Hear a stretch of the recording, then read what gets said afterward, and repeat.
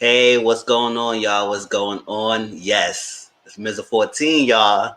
Welcome to my live. I am live. I didn't get to do a live yesterday because some things happens. So I didn't get to do a live yesterday, but I did do two premieres. I did premiere of Love and Marriage Huntsville, and I did a premiere of Family Fiance. And I will post the link up right now to y'all so y'all can have it. So if y'all didn't watch the reviews, please make sure you watch those premieres. And I'm gonna do more premieres. I'm gonna do more premieres since I enjoyed it, especially for Love and Marriage Huntsville, because it seems like most people come on that one and they write their opinions on that. Family Fiance, I ain't getting that much people on it, so I'm still contemplating what I should still do the Family Fiance review on YouTube, or I should just do it on Instagram, because I do reviews on Instagram as well. Oh, thank you so much. Thank you. I appreciate it. I appreciate it. I know it's on a Monday night, but I'm off Sunday, Mondays, and my other days I don't have a good time to even do any lives, anything. So these are 2 days I can really do it. And since I didn't do the live on Sundays, which was my normal time at 4:00 p.m. Eastern, I decided to do it today. So like that. So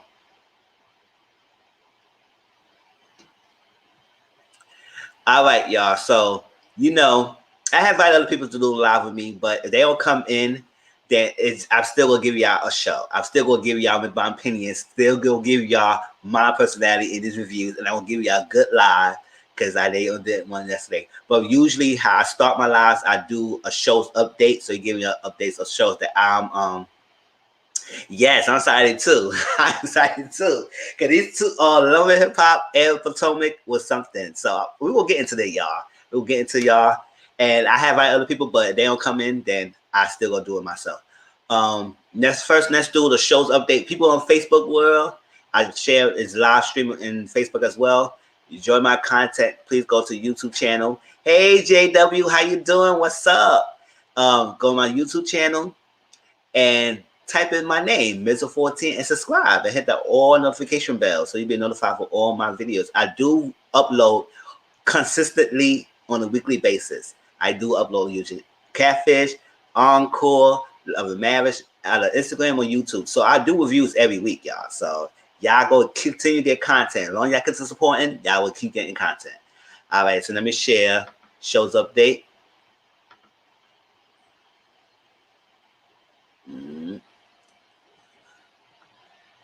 All right.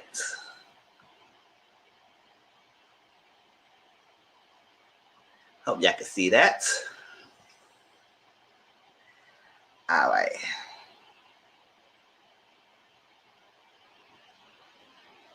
How y'all day been? How y'all day going today? Mine was pretty smooth. My day off, so it was really good. All right. So this is generally the shows that I've been watching. Not every show on this list that I review. It is that just shows that I'm interested in, and sometimes I talk about it or not. But this is shows that, and y'all have any shows that is coming up that y'all want me to see or want me to talk about it, and I have time, I can talk about it, whether it's on Instagram or on this. See, yeah, we good, right? So Sunday, Mondays to me is like the best days off because you got a 1 day the weekend and 1 day the beginning of the week if you can get some things done, and that's that. All right, so on Tuesdays, and I forgot to put the day. Every time I look at this and I say I got to put the day of the week this comes on. Davis McMahon season 2 is on now, but it's on Tuesday. So every Tuesday, Davis McMahon comes on. It's a season 2. Season 1 was really good. Season 1 was when he was a young boy. Now this season, he's a young man, a young adult, and he's going through life, which using the same things and visions and stuff like that, and things he's going through his conscience and some conscience that is like showing up in his visions and living life. So now he's a grown man. So we'll see how that similarity between he was a young boy to now and how he navigates life. And it's our own. It's a good acting. It's a good show and everything. Just like Greenleaf and Queen Sugar, they're all good shows. So let's watch that and help that show out. MTV True Crime came back. It's on Tuesdays now. Y'all know those real life crimes that had like unsolved or something like that, and people want to know what's the real deal. Like why we couldn't solve this situation. What was the mystery? What was going on in the world? And this guy is investigating, giving us the facts, giving us stuff that has happened or was related to us, and filling some key facts that we didn't know. So if y'all use a big fan of crime shows and stuff like that, MTV True Crime came back, y'all. Yes, Normani's new video. I have seen it. And you know what? I'll probably talk about that on Instagram. I have seen the new video, and I did enjoy it. I enjoyed the song. I like that she sampled Aaliyah's One in a Million. She sampled that song, the beat, and it fits well with her dancing, cinematography, the choreography, the fashions, the simplicity as well. It's very simple, but at the same time, it's elaborate dancing and stuff like that. And high quality is the features. I love it. I enjoyed it. I just want Normani to give us an album because the last single she did was Motivation. Yes, I know she did other songs with other features and other people's songs and stuff, but it all has been singles. We need an album, and we need something from her. And I just hate that a lot of these good, talented people who have the total package don't get that oomph that we need them or pushback from the management on the team to give her something that can make her stand out. We need more standout artists out here, and she has it. So I was like, I want that. So hopefully she gives us an album soon and not wait another years or 2 years or 3 years before we get another banging singles that should be keep dropping to us. Her Motivation was good. Now this song is good. So I enjoyed it. I really did. MTV Catfish season 8 is on Tuesdays. A lot of shows on Tuesdays. And you know, I review that. So y'all follow my channel. Y'all know I do a weekly Catfish videos on that. Potomac, we're gonna talk about that tonight on the live. So stay tuned for Potomac. It's on Sundays. I should take that out. It's on now. It's on Bravo TV.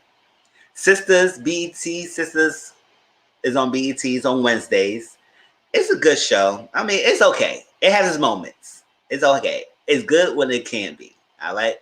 And that's that. I don't review that show. I mean, I used to review that show, but I stopped because, you know, it got boring for me. And I was just sick and tired and annoying for some of these characters. So I just said whatever. But I have been keeping up with the show. P-Valley is season 2. It's on Stars. I will review season 2 of P-Valley when it comes back on. I did review season 1. Shame on me, but hey, it is what it is. There was a lot going on my time. I couldn't fit that in. But I will review season 2 of P-Valley. I enjoyed the season 1 greatly, so I'm going to review season 2. Growing Up Hip Hop, it's on WeTV. I review the show every now and then, but I enjoy it on my own time. On Thursdays on WeTV, Growing Up Hip Hop. So, and you know, Egypt and TT on that's that. BET Encore. Y'all know we's like a halfway, like a little bit more than the halfway mark. So we close to the end. And I just want to see how that goes. Yes, P-Valley. I can't wait for that show too. I can't wait for P-Valley. It's supposed to be in October, y'all, so it's pretty soon. All right, let me see. BET Encore comes on Wednesdays. And it's a good show. It's a good show. I mean, they have been doing a lot of arguing. We need more of the music. Carla Keys did guarantee us that we will get the music that had produced on the show when the show ends. So it will be in streaming services. Because I can't wait for that talking. I want that song talking. I want to know how really good as a whole full version. All the other songs, talking, I like talking so much. And I like that song, Giving Away. And I don't know why they scrapped that song. I don't know what's the reason why they scrapped that song. Hope they give us a reunion to tell us the decision why they scrapped. I Give It Away. My love. That was a nice song. I didn't know why they give that took that way. But talking. If I hear Skeletons in the more in depth, I'll probably like that too. But they gave us snippets. I need to hear. Yeah. That's what I'm saying. Why they didn't keep that song? I don't understand why they didn't keep that song. That song was good. but I guess we will never know. Let's see. Put a ring on it. It's on Fridays on OWN, and I did a review on that, so you can check my channel. Put a ring on it. No, it was on Instagram. So y'all follow me on Instagram. I did a watch along, a talk of Put a Ring on It. It's on there, and I enjoyed it. It's the three couples that in an impasse in their life of not taking the next step, and now they join the social experiment and see what is preventing them to taking that next step to marriage or putting the ring on it. It's like that's what the show is called. So they go on dates while they're doing the process of finding themselves, strengthening their relationships, and see if they should be with the person or not. And at the end of the social experiment, they're going to say, go our separate ways or put a ring on it. That's what the name of the show is called. So it's good because it gives three different dynamics, give you talking points, stuff that you might mirror your own relationships or mirror stuff that people you might know that's going through the same thing, give you insights that you may not like, may trigger you or not, may you want to curse the people out. So it give you everything. All right. Love at the Lockup. You know, it's a ratchetness on WeTV on Fridays. I sometimes do my reviews on Instagram, I do on YouTube, or I do share collaboration with Auntie Momo, and we cut up on that show. So it's funny. Love and Hip Hop. We will talk about that tonight with Potomac.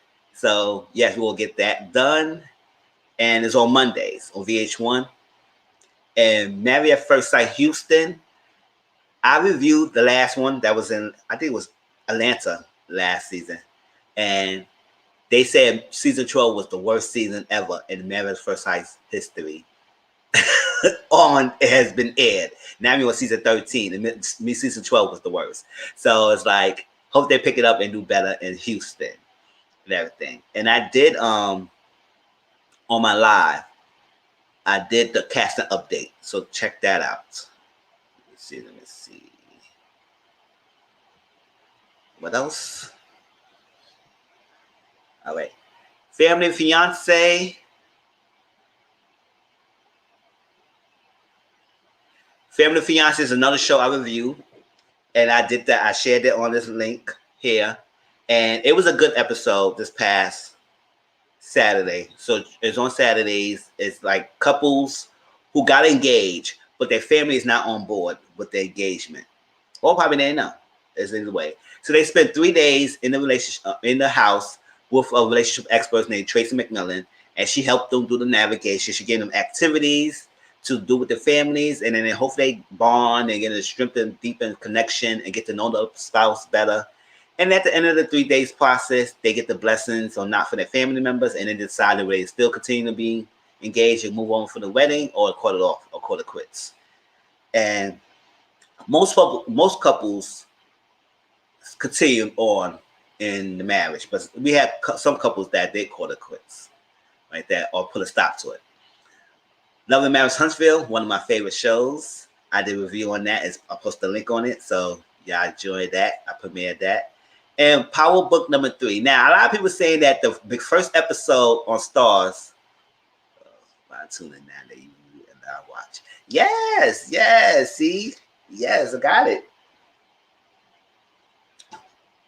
I do love the live watch because y'all can get the comment. Yeah, we watch the episode together. I have the TV loud so y'all can hear it. And we could joke and kiki on these shows. That's why sometimes some shows that I really can't really want to edit or like that. I said, you know what? Let me just go on Instagram, just do the live watch and put it in there. And now, Power Book number 3, Canon, the Canon story is on Stars now. It's on Sunday. A lot of people say they didn't really enjoy the first episode. So I'm not reviewing Power Book number 3. I'm not reviewing it. I just wanted to watch it myself and see how it is. But I'm putting this on the list because if y'all want to see it, you have Stars, y'all can watch it and check it out. And every now and then, maybe I might talk about it on Instagram. But it's not going to be a review. We just might see how I feel about the show. But other than that, that's that. Let's see. Ooh, hold up.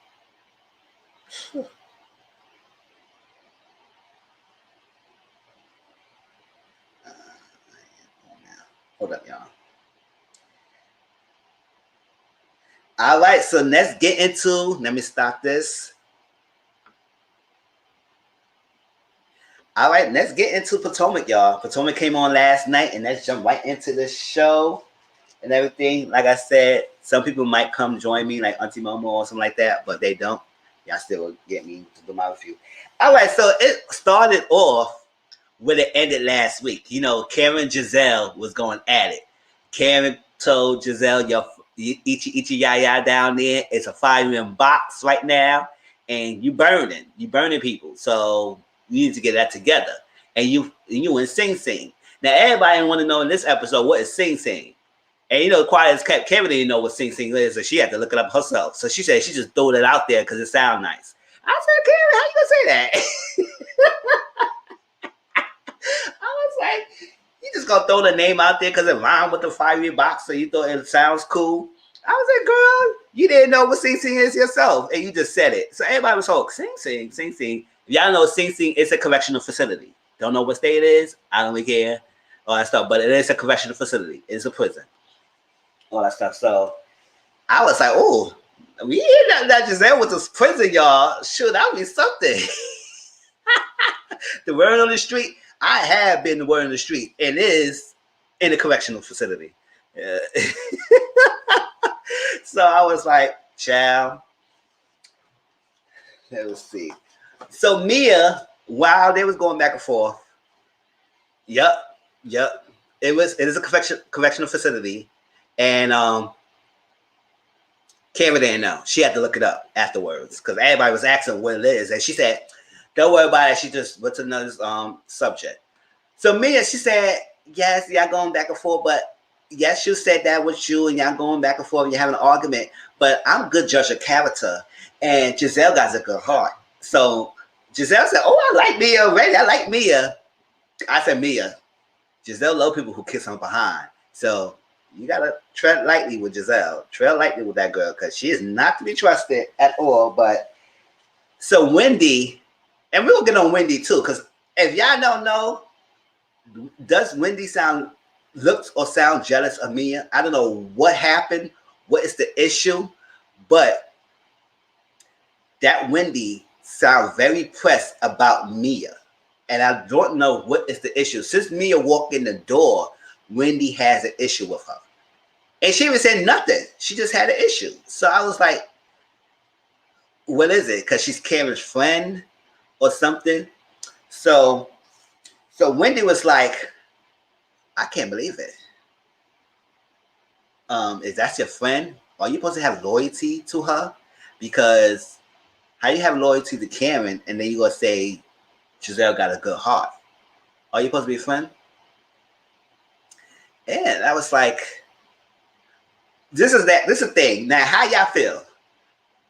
I don't like when people try to dictate who I should be friends with. Especially it's like you have to meet the person. Sometimes you base your decision on the person you meeting new because someone else tell them about their experience with the person. Their experience with them is not going to be the same experience as you with the person. It could be, but you have to experience it yourself. So if they already had formed a friendship, or they was already cool with each other, and they had a bad history with each other or bad connection, if I come in, I may have a good connection, but you gonna try to not be friends with me or trying to talk down on me and tell me I can't be friends with someone because my connection is not the same connection that y'all had. So I like Mia, like she wanted to judge based on her own experience with this girl. Now, after a while, she realized that Giselle is not the right for her. Then that's her experience. That's because she did that. She made that decisions to do that, right? And Karen didn't have no problem. She said, okay, cool. Because at the end of the day, Karen's like, listen, you form your own friendship with Giselle, despite me and her not being cool. All right? And that's what. All right.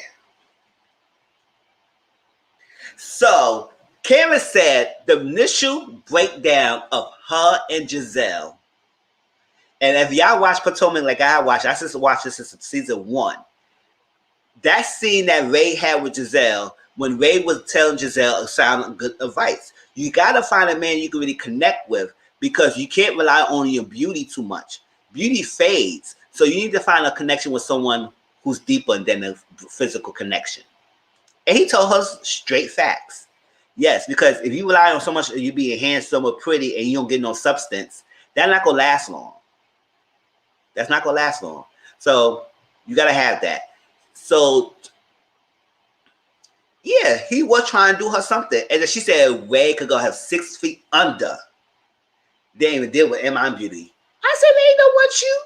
But he was telling you something that it was sound of facts. Don't rely on so much of you being black, light-skinned woman with green eyes. Because that's what she always looking at it. She always rely on that. And that's her tagline. Her tagline is the key beauty to this prettiness is staying in the shade. Yeah.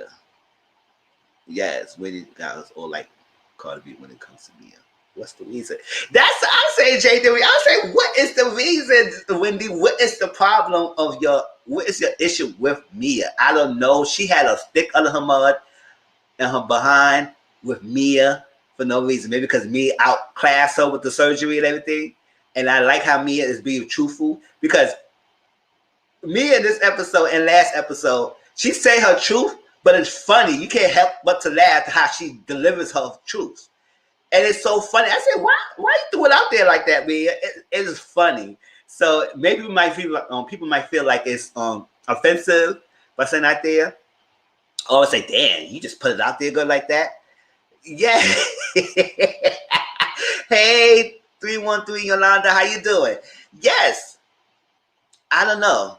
Maybe she feel threatened, but she's a new cast member, you know. I guess she might probably be doing that hazing a new woman type of syndrome. You know how most reality TV shows are. New girl coming to the scene, they get hazed by the current season members. So maybe since Wendy's her second season in, she feel like she could do that to Mia. But it's just coming off as hating and jealousy more than you trying to haze her. But that's how mean girls could be. I ain't going really a mean girl, but she act like one in this episode. All right, so Giselle said yes, Ray could go 6 feet under. So basically wishing death on Ray, and Giselle, Cameron has a problem with that. So they would say that's like 4 years ago. And that, to be honest, y'all, that was a long time ago that scene happened. And I was like, and you never mentioned that before. So she said, oh, my kids is hurting, and I didn't want to upset them, and they say nothing. They said, your kids were that young? And I said, yes, Carrie. You know, sometimes Karen could be a much, y'all. Karen could be much. Because her kids was 19 and 27 years old. So they wasn't that young to be hurting that much about that. But yes, it is kind of messed up for wishing death upon someone. That is messed up. Everything. So, but at the same time, Cameron never brought that up, and she hold that in until now. We in season 6. This happened in, I think, season 4 or 3. So I was like, girl, that's a way long time ago. So 2 or 3 years ago. So I was like, all right, Cameron. So Cameron sitting at that table said, it was a reach, right, a little bit, right? And she was like, oh, no, what we not going to do? Y'all not going to attack me. You're not going to attack me. She said, nobody's attacking you. It's going to attack you. Baby, Robin joined in, right? Cameron set her sight and Robin so quick and fast. Robin didn't know what to slap her. It didn't know what happened to her when I quit. It just slapped her real quick. She said, Robin said, what happened? So Cameron said, all right, enough about me. So when is your wedding, Robin? And you know, last episode, and I laughed at my Instagram because that producer sounded like he was very annoyed, asking Robin, when are you going to get married? When are you going to get married, girl? Like, when are you going to get married? And she's like, you know, with the kids, and, you know, the panorama, and, you know, the house, and this and that, and that. We will get married soon.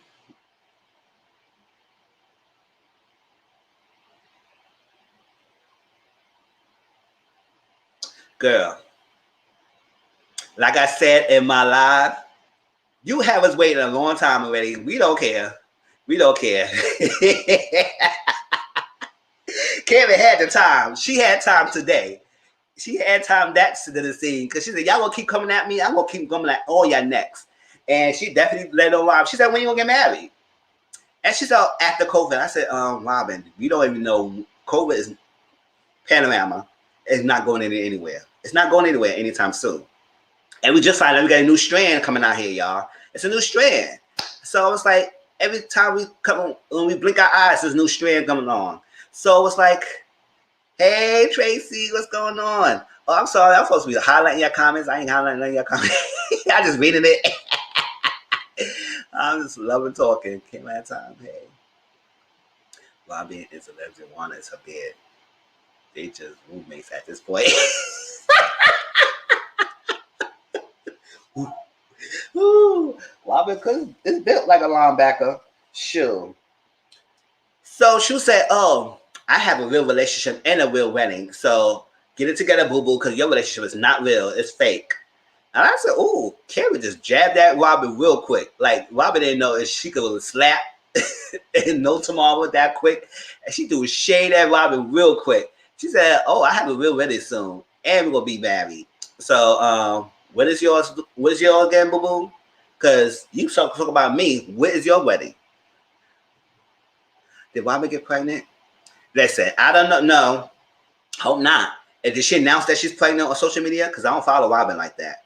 Because hope she not. Because first of all, she's in her panoramic depression right now. Robin wasn't pregnant. She adopted. Oh, I ain't know the tea. What's the tea? She got a new child. Because I would say, listen, that two boys is a handful. And she going through this depression right now. One is barely there. She's overwhelmed. And now he wants another kid. And I said, oh, you want another kid? You had to be there for the other two right there. If she's overworked, you want her to do everything. So I don't know what's going to come about. So we'll see how that happens. But Cameron jabbed at Robin real quickly. And Robin said, girl, get out of here. Whatever. You trying to talk about it. And Giselle was saying something on that stuff. So they had to end that.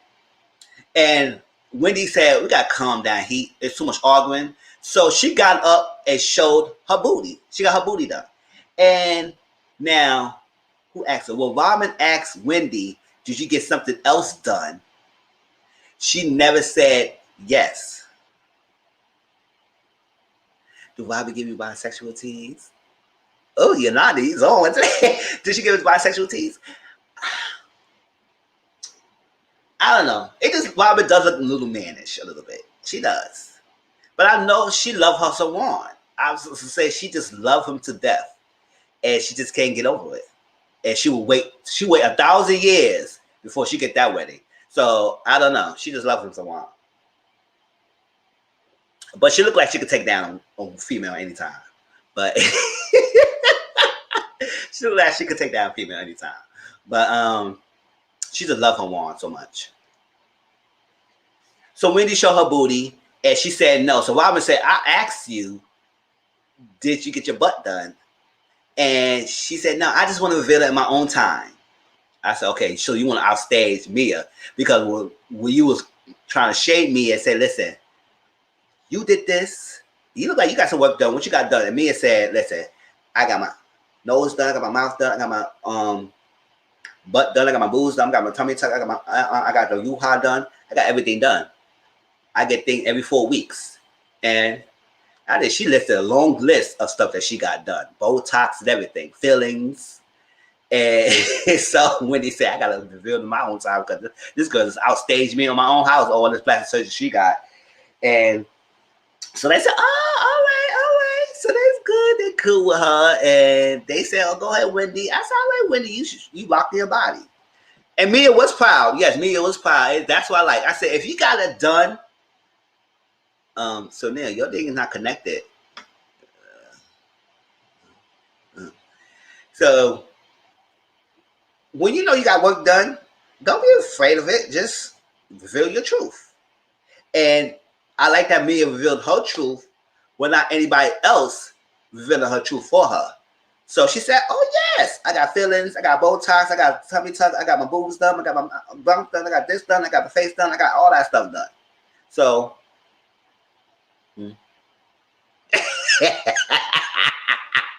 Robin knew Wendy cupcakes were big, and she was staring all the whole episode because she wanted to know the tea. Like you told us your boobies, but you know you got something else done. Because usually people don't stop with there. They want to balance out this with the butt. So they had this all big and this all small, or this more big and this small. So they want to balance it out.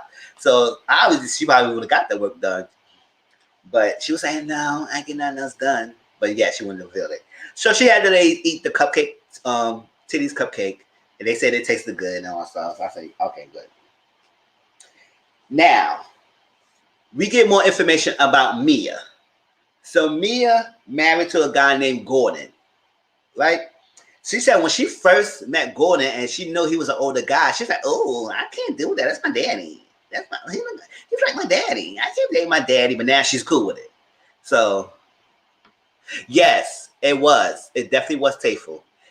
She did overdid it. She did overdid it. It was just enough size for her to be proportionate, and she got the body. So I said, all right, because last season Wendy butt was flat. That's how she was. Slid down steps. Now she can't do that. Now she got a booty done, and show her booty when she walking down the step. So Mia said when she first met her husband, she was appalled because she was older. He was older, but his daddy. But now she was like, she's good with it. She got 2 kids with him, but another child outside of that relationship. So she got 3 kids, 2 boys and a girl, and everything. And she said she was born and raised in DMV. Yeah, yes. I got a bow tie, Phyllis. Yeah, she did that. She was listening. Yeah, she definitely was listing all her stuff that she got done, right? She said she born and raised in DMV, but she didn't grow up that way. She earned her status. She earned the money that she worked for to get where she's at and everything. And she said she owns the Joint Chiropractor, and I think Auntie Mama so is one that's in Texas. She said it's in different states, so it's very well successful business. Now her husband, he used to be a businessman, but I think now, he a stay-at-home dad and everything. And now Mia is doing the boss work. Yeah, she got everything done, all that, and it's her facial questions. It's funny. It's like, hey, here you go, Tracy. Hey, This cast, I swear. yes, right. So chat, y'all. Here go one of my favorite co-hosts, Tracy. She give her raw opinion of the cast and everything. I love it. All right, so y'all, let's see. So she got a couple of chiropractic places in different states. She's 4 states, and she just did her thing and everything, and that's the introduction of me and background story. So I said, okay. But that daughter, when she was on the phone, she was whipping the pancakes for her daughter. The daughter was having a temper tantrum. She wanted sprinkles on cupcakes and all that stuff. And yes, he didn't look bad. He didn't look bad. He looked like he's one of the guys who probably kept himself well groomed and everything. And while she's in the thing, he had probably a problem when she was on business calls and trying to do things or stuff like that. She said, you used to know how to do this. Like, why are you coming at me about what I'm doing when you used to be a businessman yourself? And I think he was trying to be playful. I don't think he was really serious, but sometimes men could be like that. So I think he was like, okay, he know his wife is a boss woman because I used to be a boss man. So the roles is reversed now. So you stay at home, taking care of the kids, and I do my boss lady duties. And that's me. He said, what happened, Tracy? I'm gonna say this, right? Uh-huh. I do think that it is a hard thing to balance when you Mm-hmm. are a woman and you're a boss and you're doing all these things, Yeah. and your spouse wants you to cut it off to be with the family because Yeah. you're out you're working, you're doing this, you're doing that, and sometimes it is like, okay, but can you put your phone away and Yes. spend time with the family? So I do think that it may have been like a slight dig because I think maybe internally it's been one of those. And I wonder if it was also one of those in reverse when Hey. he was doing it, if he was like, if she was telling him like, okay, you need to put your phone down to spend time with the family. So Mm-hmm. I do think there's normally a hard transition from boss to home life. Yes, definitely is. Let's see, just a Google short quiet back and find one of. Yeah, she says it's different states, so she have a round. So I guess I pay a visit. Ooh, all right. Tell her how it is. What's up, Sonia? What's going on? Sorry, my ass. I had to get my phone together. You know what I'm saying? Yes. It All right. wasn't working. You know? All right. Well, I'm here now, so that's it. Ah, Okay, yes. yeah. All right, so we get to Candace. We talk about Potomac right now. So we got Candace. So Candace is shooting a pilot of a show that's been shopping around right now. And she said she's acting as a sister wife or something like that. And that's that. But we know Candace is doing her thing. She just released a new single called Drive Back. It's a nice song. I heard it, it's nice. And she did a music video on it too. Um, she did all family reunion. So she did a Christmas holiday movie. So she is booking busy. She doing her thing, and then she got this show. So Candace is doing a lot of things that she wants to do, Bro, and is it me? she work on her masters, huh? do- Is it just me, or do we like Candace actually doing everything she touted? She was Miss Pageant, Miss this and that. Besides the arguing, I like her. I want to see her do more things. Yeah, I You never just like Candace. I always like Candace. the stepmom, and you know what I'm saying? Good shit. Not the arguing and accusations and shit like she was doing. I want to see her do like what she came to the cast to bring. You know what I'm saying? I want her to hold her crown appropriately and march forward. Yeah. All right, let's see. So she said she working on it, and then she called her husband, and he sold the restaurant, so I guess he got money from that, and he just happened to be her husband. I said, oh, Husband, I said, we can't do that. Hiring your husband as your manager or have anybody in your family as a manager, especially they not separating the business of the personal feelings of who they are, it could be a disaster. It could be a great thing, or it could be a worse thing. And don't know. Based on the trailer, it seemed like it's not gonna go so well in their realm. Cause they both is kind of moody, hot temper people sometimes. So it could clash. It could be clashing, and it's a lot of stress. So I don't know how that would work. Cause she told her mom, and her mom told her good luck with that. I said, but you know what? When it comes to the business things, how you get like you want your family, somebody that knows you, to be able to conduct the shit for you, mm-hmm, and that's getting the shit's rut because they think they know you so well that they will bite you in the back before anybody else would.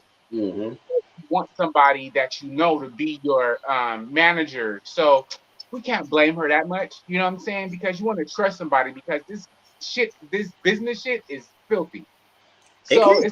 it's like a catch 22. You know? Oh, I have a Um, question. Sir Mm-hmm. Neil, does your husband manage you? oh, No? not Oh, at okay. all. Not at Oh, all. okay. I Just am the making sure. manager. No, I am the manager. Oh, okay. Just making sure. Okay. No, no, I am the manager. You know what I'm saying? Okay. For myself and for besides, okay, that's a good question, Tracy, because besides me and my rap stuff, he's a producer. His production is his own entity. You know what Mm-hmm. I'm saying? So there's a division that you have to acknowledge. You know what I'm saying? I'm not gonna be on every track that he makes. I'm not gonna be every beat that he makes. It has to go to somebody else, so it still needs to be managed. Okay, I hear that. So move Ashley and Sheila, and Ashley revealed that she has a part. My husband managed me in the bedroom. Yolanda, I love it. My husband managed me in the bedroom. I hear that. Ah! Yes, I hear that. Sure. Ashley, Ashley said she has a part-time nanny to help her with Dean and everything. And at first she wasn't contemplating that nanny thing, but she said she needs that help.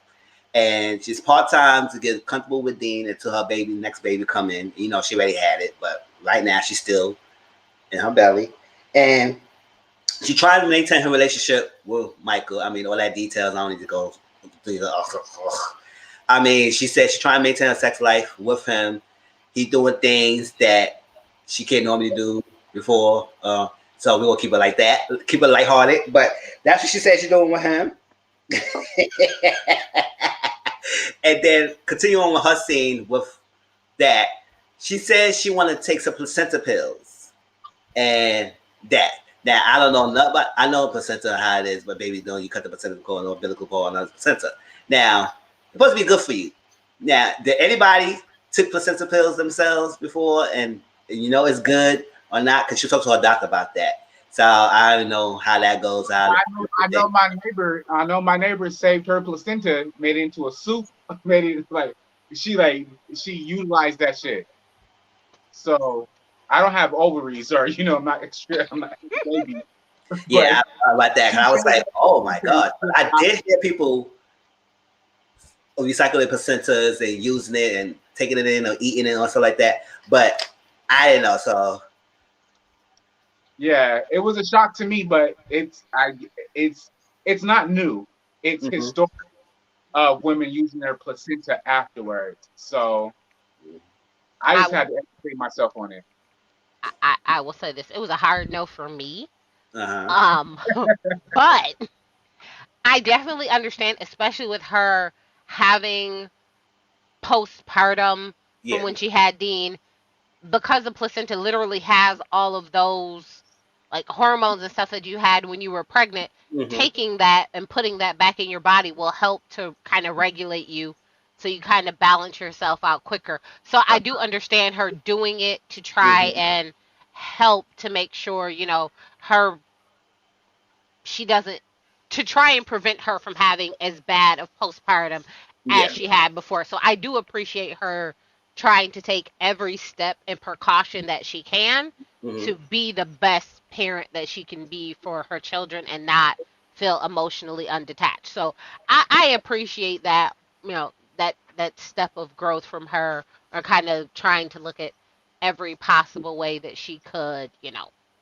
regulate herself. So Yeah, kudos for that part. Yeah, I agree. And she opened my eyes to something because I didn't even know. I mean, I heard it, but it's actually different than you seen on TV and somebody actually talking about it. I was like, oh, okay, all Yeah, right. as Sir Neil said, they do. People do soups with. People do all kinds of things, but I think she's having hers like dried into, ground up, and then put into like capsules for pills. So Yeah, that's, yeah, yeah. which, I mean, I guess if I really think about it, would I rather it be like in a capsule, swallow it down in a pill, you don't really notice it, or a soup? I see when they get to like soups and stuff out of it, that just seemed real. Mm, but you know what, Tracy? The crazy part is go that in my throat. me being a homosexual man, I'm not versed on the whole pregnancy thing. You know what I'm saying? Uh huh.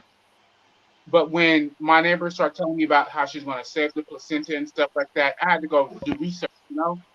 And it wasn't far fetched. It wasn't like she was doing some Illuminati shit. It's like they've been doing this shit forever. Oh yeah, in the Asian culture, that is a very, like, in the Asian culture, that is a huge thing. Like Yeah, they put the placenta in everything for like months, for yeah, and I months and months. So it's not uncommon. It's not unheard of. It's Yeah, whatever. yeah. Um. So Neil, did you have some of the soup? Did you taste the soup? nah. I Oh, told her okay. nah. Okay. Just wonder. She offered me something. She's a good person, but I was like, nah. Uh-huh. Just wonder. You know how some, I don't know if this is weird, but some people's like, oh, what does breast milk taste like? And I was like, why are there are some weird questions to ask people? It sounds like, so now I'm just wondering, like, did you taste the placenta soup? What is the Mm-hmm. placenta? No, thank you. But they also say placenta in hair helps your hair grow real good. Just saying. I mean, if you're But they looking for some also say hair that growth, if you give your husband the placenta soup, you're gonna be pregnant within the next 6 months. oh So you have dang, babies back to back. And so you got to. oh damn, oh that's So terrible. they say that it gives them the I don't know. strong. Mm-hmm. So, I don't know. If I knew it was in there, I would get grossed out because I'm a picky eater. But if like like actually take a pill and throw it down her throat. Just don't think about it. Now I said that probably different, but the soup, oh no. Let me see. Asian eat dogs too. I try the pills, I guess. Okay. And then I'll actually do a pill before I do some soup. that's what I say. Right? So actually asked Karen about Stacey in that comment. Like I said it earlier in my review. Karen didn't know what that was, so she had to look it up. She just said it because it was sounding nice. But it was correctional facility, and she said yes, it's a prison and all stuff. And we ain't heard that Giselle went to prison, but at the same time, that was funny. And Baby D woke up and he was cranky. You know, baby's cranky when they wake up. And then he saw Karen, he saw her crying, and Karen said, "Oh, that's how I'm gonna go." Karen got herself out of there so quickly. She said, "Oh, no, I'm not saying no baby crying. I did raise my 2 kids already. I'm not saying no baby crying." Listen, I Baby I Dean thought was that was working just me. I hard. thought that was just me when I saw her get up and like, I was like, Listen, Baby Dean was working hard, okay? He was preparing my business taxes. You know, he is a hard-working young man because, you know, he like 47. He's a professional in this. He got 2 accounting firms. Baby Dean was crunching them numbers, honey. He was sweating. He woke was making up. sure the IRS wasn't on my back. You know, he was just discombobulated and busy, okay? he's about to be in retirement. Real quick. He's What? looking Listen, Yes, okay, listen. he got a That's long Tommy life. Pickles and Baby Dill Pickles about to come, and you know they be on they stuff, you know, with a little screwdriver, thinking all types of different little schemes and plans. I'm telling you. Okay, Yes, he Baby got Dean a has a hard great life. That accounting baby was like, agency because he looked like he got an accountant. You know, it looked like he hold a briefcase. wait, wait, Tracy. He looked like he on his second divorce. Baby Dean on his second divorce. Okay, he paying alimony still. He paying his first. He like I He, got one in college, I got one in grade yeah. school. yeah. Hey, He you like he see, just spent his college that's tuition why I was check. a hard enough like fire because he took a while before he started Mm. ramming. He was like, I don't know, baby. Jesus forgive us. This is a child. Yes, but yes, I love Baby Dean. Kevin got out of there. Yes, right, Jay, boss baby. Yes, like, Oh my gosh. like Giselle Westwing and Okay. Robin Kane. Now Robin said, "Listen, the interior is nice, but that exterior is ugly as hell." And I said, "It did look ugly." When she just saw the picture, I said, "What the hell is this?" Like it looked that. That. I was like, Giselle. It's like you gotta have a struggle. Like you got how your fashion not like. I mean, the interior decorating was nice. Like the Huh? inside was nice, but the outside, oh my god. Where? The Where was interior anything decorating of nice? what? Oh wait, Where? wait. Her closet was cute. Expert in interior decorating, but Her closet was cute. Okay, I'm Oh gonna my give her gosh. closet was cute. Let me try this again. But was it just me or did it look like you know they took 2 different Kmart. It houses looked like and Kmart. yes, mashed them yes. together? It wasn't cohesive, interior, but each room itself did look nice to me. Well, you guys, you know how somebody doesn't have any taste? Out of anybody out of the franchise, Giselle has no taste. that, You know what? She You has know no what Giselle House remind me of? like she had COVID in 2015 I'm done. because she has no taste. Her taste I'm buds are done. dumb. Her fashion dumb. I'm Choice of dead. men dumb. I'm dead. Everything dumb. Okay. So you know what her house looks like to me? Have mm. you ever been to like the IKEA showroom?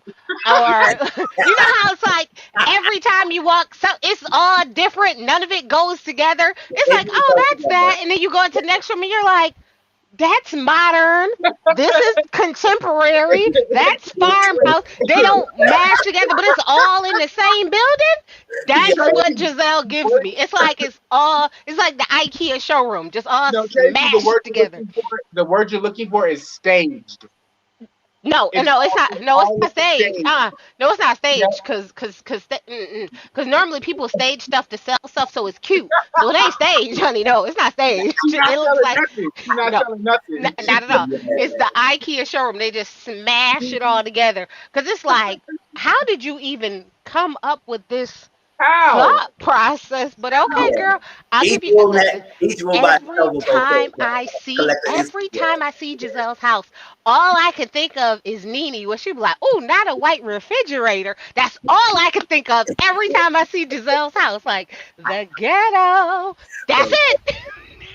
Every Yeah. time. I Giselle was struggling, y'all. She Giselle struggling. need a clothes. Giselle need a clothing line called Mr. Mark. Literally, yeah, I just love it. Mr. I love Mark, that. She Mr. Mr. Mark. Mark, That's the clothing line. Like, so she Robin needed to came do over. something. Giselle needed a hobby. She needed horseback riding, floral, You're whatever the right, fuck because her house looked like a barn, so you a horseback riding definitely would work. Her she house needed looks like a a hobby. stable. You're right. You're right. Yeah. It was. Oh, that was funny. That was funny. No relationship with Jamal. Nobody's surprised. So we move on from that. You're Um, not surprised? no. Oh. Cole Candace is I'm surprised that they keep giving that nigga so much leeway to that's be all a good. pastor, a deacon, somebody in the church. Robin telling herself, she was like, listen, we He get more leeway than a Catholic priest. high hope in this relationship. She was convincing herself, but Robin said, listen, we ain't had a high hope. So I guess it needs to be done to split it off because that wasn't something that we thought it was going to be lasting. Actually, your old friend said it was good. Mm-hmm. Robin don't say to give nobody no advice. What I You don't don't give understand is like, nobody no advice. She should just shut up. That's your friend, girl. Shut up.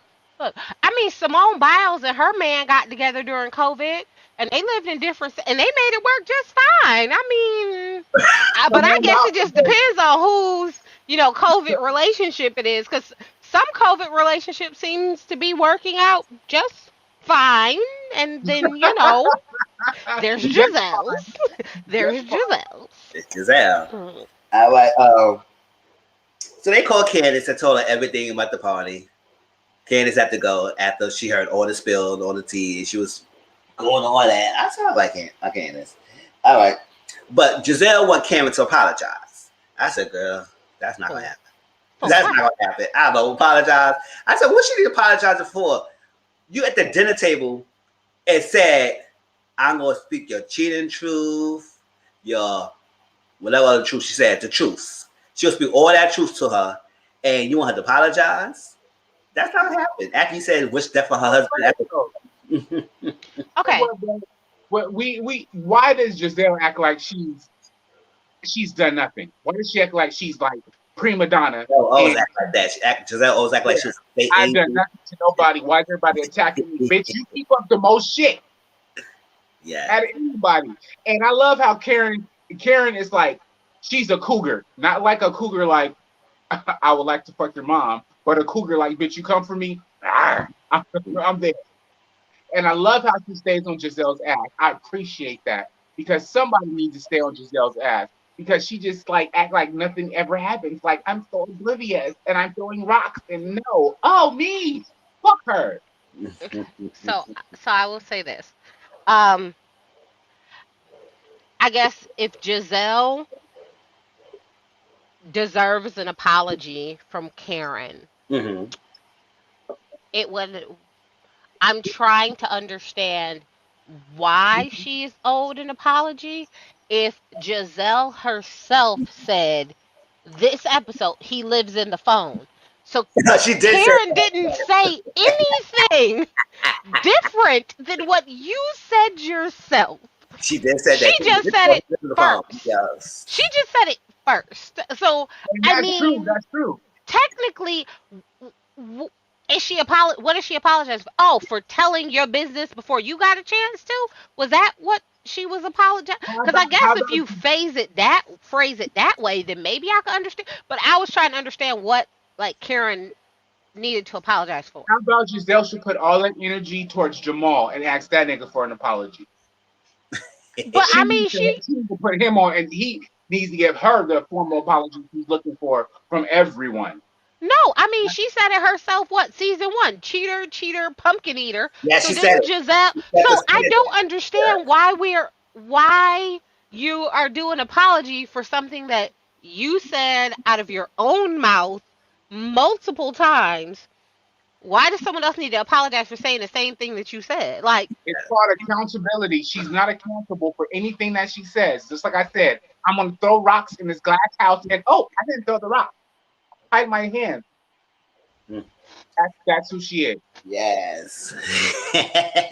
So at the same breath that Giselle and Robin they were talking to Candace, Karen was in the house talking to Ray and said she wanted to do a love party. Just to clear the air, to make things great and all that stuff like that. She hoped that Candace would come and all that stuff like that. And just sort of smooth it out. She invited all the ladies and their spouses to her house. I said, that's nice of you, Karen. All right, whatever. So I love when Mizzle does that voice. When he's like, okay, yeah. and so Wendy, her family came over, her sister, her brother, her niece and nephews, all that stuff. The mom came. The mom said, listen, Wendy, you got your boobs done? Okay. My titties is flat. I said, I was looking at her mom today. I said, you got a nice size of yourself. But I guess she wanted perky just like Wendy. And she said, listen, I need my boobs done and y'all pay for it. I said, oh, snap. They said, what? What? And they said, if y'all not paying for it, I'm suing y'all. I said, oh, no. I know her mom was playing, but I was like, damn. I thought mom was something. And so Wendy said she's, okay. So we know Wendy's a professor, and Wendy is a political commentator. So now, I think she's still going to do a political analyst or commentator, but we're trying to give off the profession because she want to do essential line. Candles. I was like, oh. Well, who's moving backwards? Same thing. It's not essential line, hair care line, clothing line. I was like, can you do a professor? But you're a professor. Your name should be Dr. Wendy Osefo. Why you want to be skincare Wendy Osefo? Kay was shading throwing that party. Yeah. I mean, I have a very honest question, right? Mm-hmm. And I'm not. I really don't understand this, so I need y'all to help me understand. Mm-hmm. How do you have 4 degrees, but you can't figure out how to start an e-commerce business on like Etsy or Shopify? I don't understand. Like, how are you this smart, but you said, I just picked out all the pretty stuff and I'm gonna have Eddie do all the work on the back end. And that Like, Eddie was not having it. how you got 4 degrees, but you can't figure out how to register your business and get a You can. trademark? Go get How your LLC or something. how is this? Like, I didn't understand. For the life of me, I couldn't understand. I was like, how how are you this smart? And I 100% agree with Sarnil. She's definitely moving backwards because who goes to school to get their PhD to become a professor to teach to turn around and say, I don't want to do that no more. I want I to sell got a kid. candles. I want to sell And you gotta candles. wait. And you know the thing is like I'm not shitting on anybody that's entrepreneurial. We know about the private label stuff. You can go source your things and have your own skin line. Mizzle can have one, Tracy can have one, I can have one. You got the money to source that shit? Go ahead. Slap your name on it. You got a skincare line. But I'll be damned if I got 4 degrees and you will tell me to make some concealer for some bitch. No. I'm trying to bring a nuclear. No, I want to find an atom that solves cancer. I'm not worried about your fucking skin, bitch. But the reason why she's falling into it because it's reality TV. All these women attach their names to things like that. Waist trainers, skincare, what else? Weaves. Keep going. The basic stuff. And I'll be Yeah, damned. I think I'm gonna say with that essential oil day and this is a candle. I was like, okay, we see less of that. That's like that. I mean, you could have used the degrees to be like to the other kids, like those like a lot of stuff that we need to see, like something positive that we see. And I was like, yeah. Do you think they said? Yolanda said, do you think that longer when this stay on the show is going to tarnish reputation? Wendy Osefo is giving me She by Sheree. Tarnish reputation. I don't know because when we saw a professor and a panel analyst, that's something different.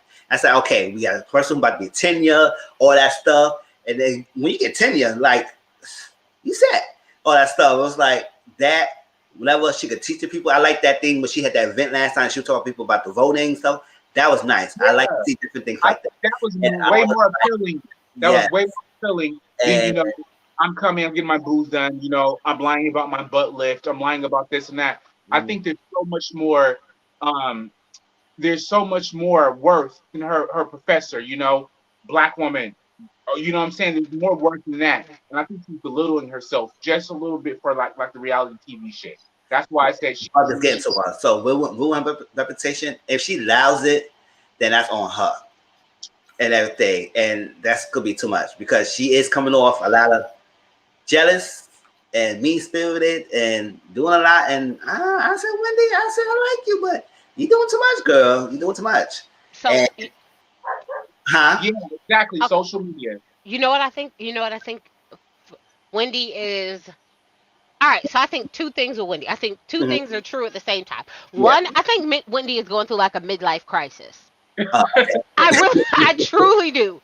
Because normally at a midlife crisis, you tend to flip all your life all around and just do something totally different. So it's like, Yeah. I went to school, I got married, I had my kids, I did what I was supposed to do. I did all of these things to hit all these pillars that my Mm-hmm. parents set forth for me. So now I'm about to go get a boob job, I'm about to get my butt done, I'm about to have a hot girl summer, I'm about to sell these candles online, I'm about to be an IG model.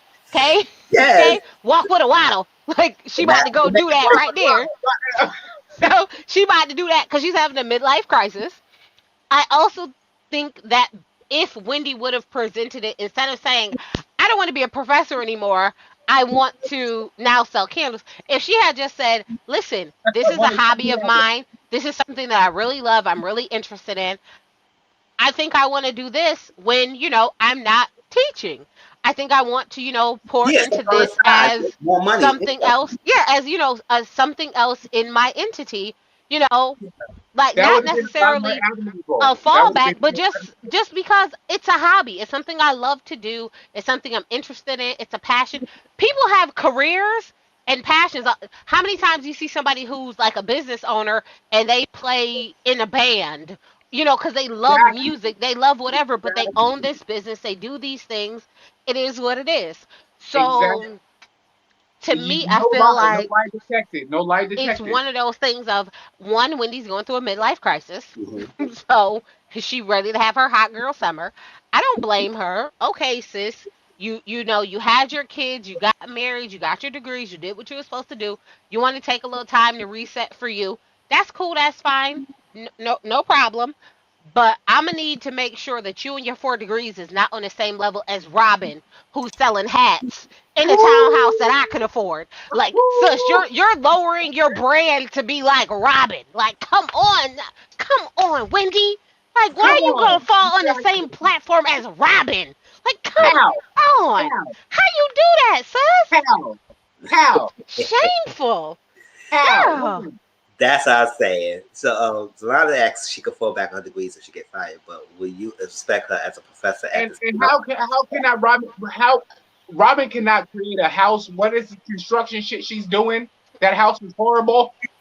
Mm. Listen, her house look like something I could build. Cause it look real basic and average, just like Robin. Basic and average. Basically. Exactly how. Leave So her we alone. will expect Wendy and Professor at the Sheena's show. Okay, so because she teaches political science. Like Yeah. that is what she teaches. So I don't knock her or I don't think she couldn't teach political science, but I also think that Wendy could have taken this show and did something very different with it Different. Yeah, as she could have. Yeah, far as different. you Yeah. know like I'm gonna be completely honest with you. I watch news all the time. Like my TV stays on news. I didn't start watching reality TV until the pandemic, but my TV stays on news. Mm. So I've seen Wendy maybe twice in like the last 6 years. So if she would have just poured some more into her political commentating, because that's what she said last year, remember? Yeah. It Mm-hmm. was Yeah, I didn't want to be a professor anymore. I She really was wanted to full time. focus on being, a political commentator. yeah, I could have understood that because it's still what you went to school for. It's still, all these things that you did, blah blah blah. You want to be on TV now because you got the TV bug and you like it, and that's fine. exactly. And But not to be funny, the diversity that they're trying to do on TV now, I could have definitely seen Wendy being on a show because they're looking to pull more diversity now in news, in the political spectrum. They're looking for women, they're looking for other ethnicity, they're looking for these things. So I could have seen her really, really catapulting herself there. But, she decided to And sell candles on the yeah, same and website as one Robin crazy thing, and her one truck very driver crazy thing, hats. out of all the franchises of the Real Housewives, Orange County, whatever you want to, NY, whatever, out of anybody, she came in as the woman in charge. You know what I'm saying? She came in with her own dollar bill. And she came in like, yeah, I have my 4 degrees. I'm very well educated. I am on these syndicated shows, whatever it is, 4 times we've seen her. She could have catapulted that. But to step back and be like, I'm making candles, I got a boob job, Yeah, that's that's completely all backwards. right. Yeah. That's Robin is the that grand sounds dame. like I know you lying. Robin is the grand dame of this season. Robin is the Cynthia Bailey of this season. Give her title as Cynthia what? Bailey.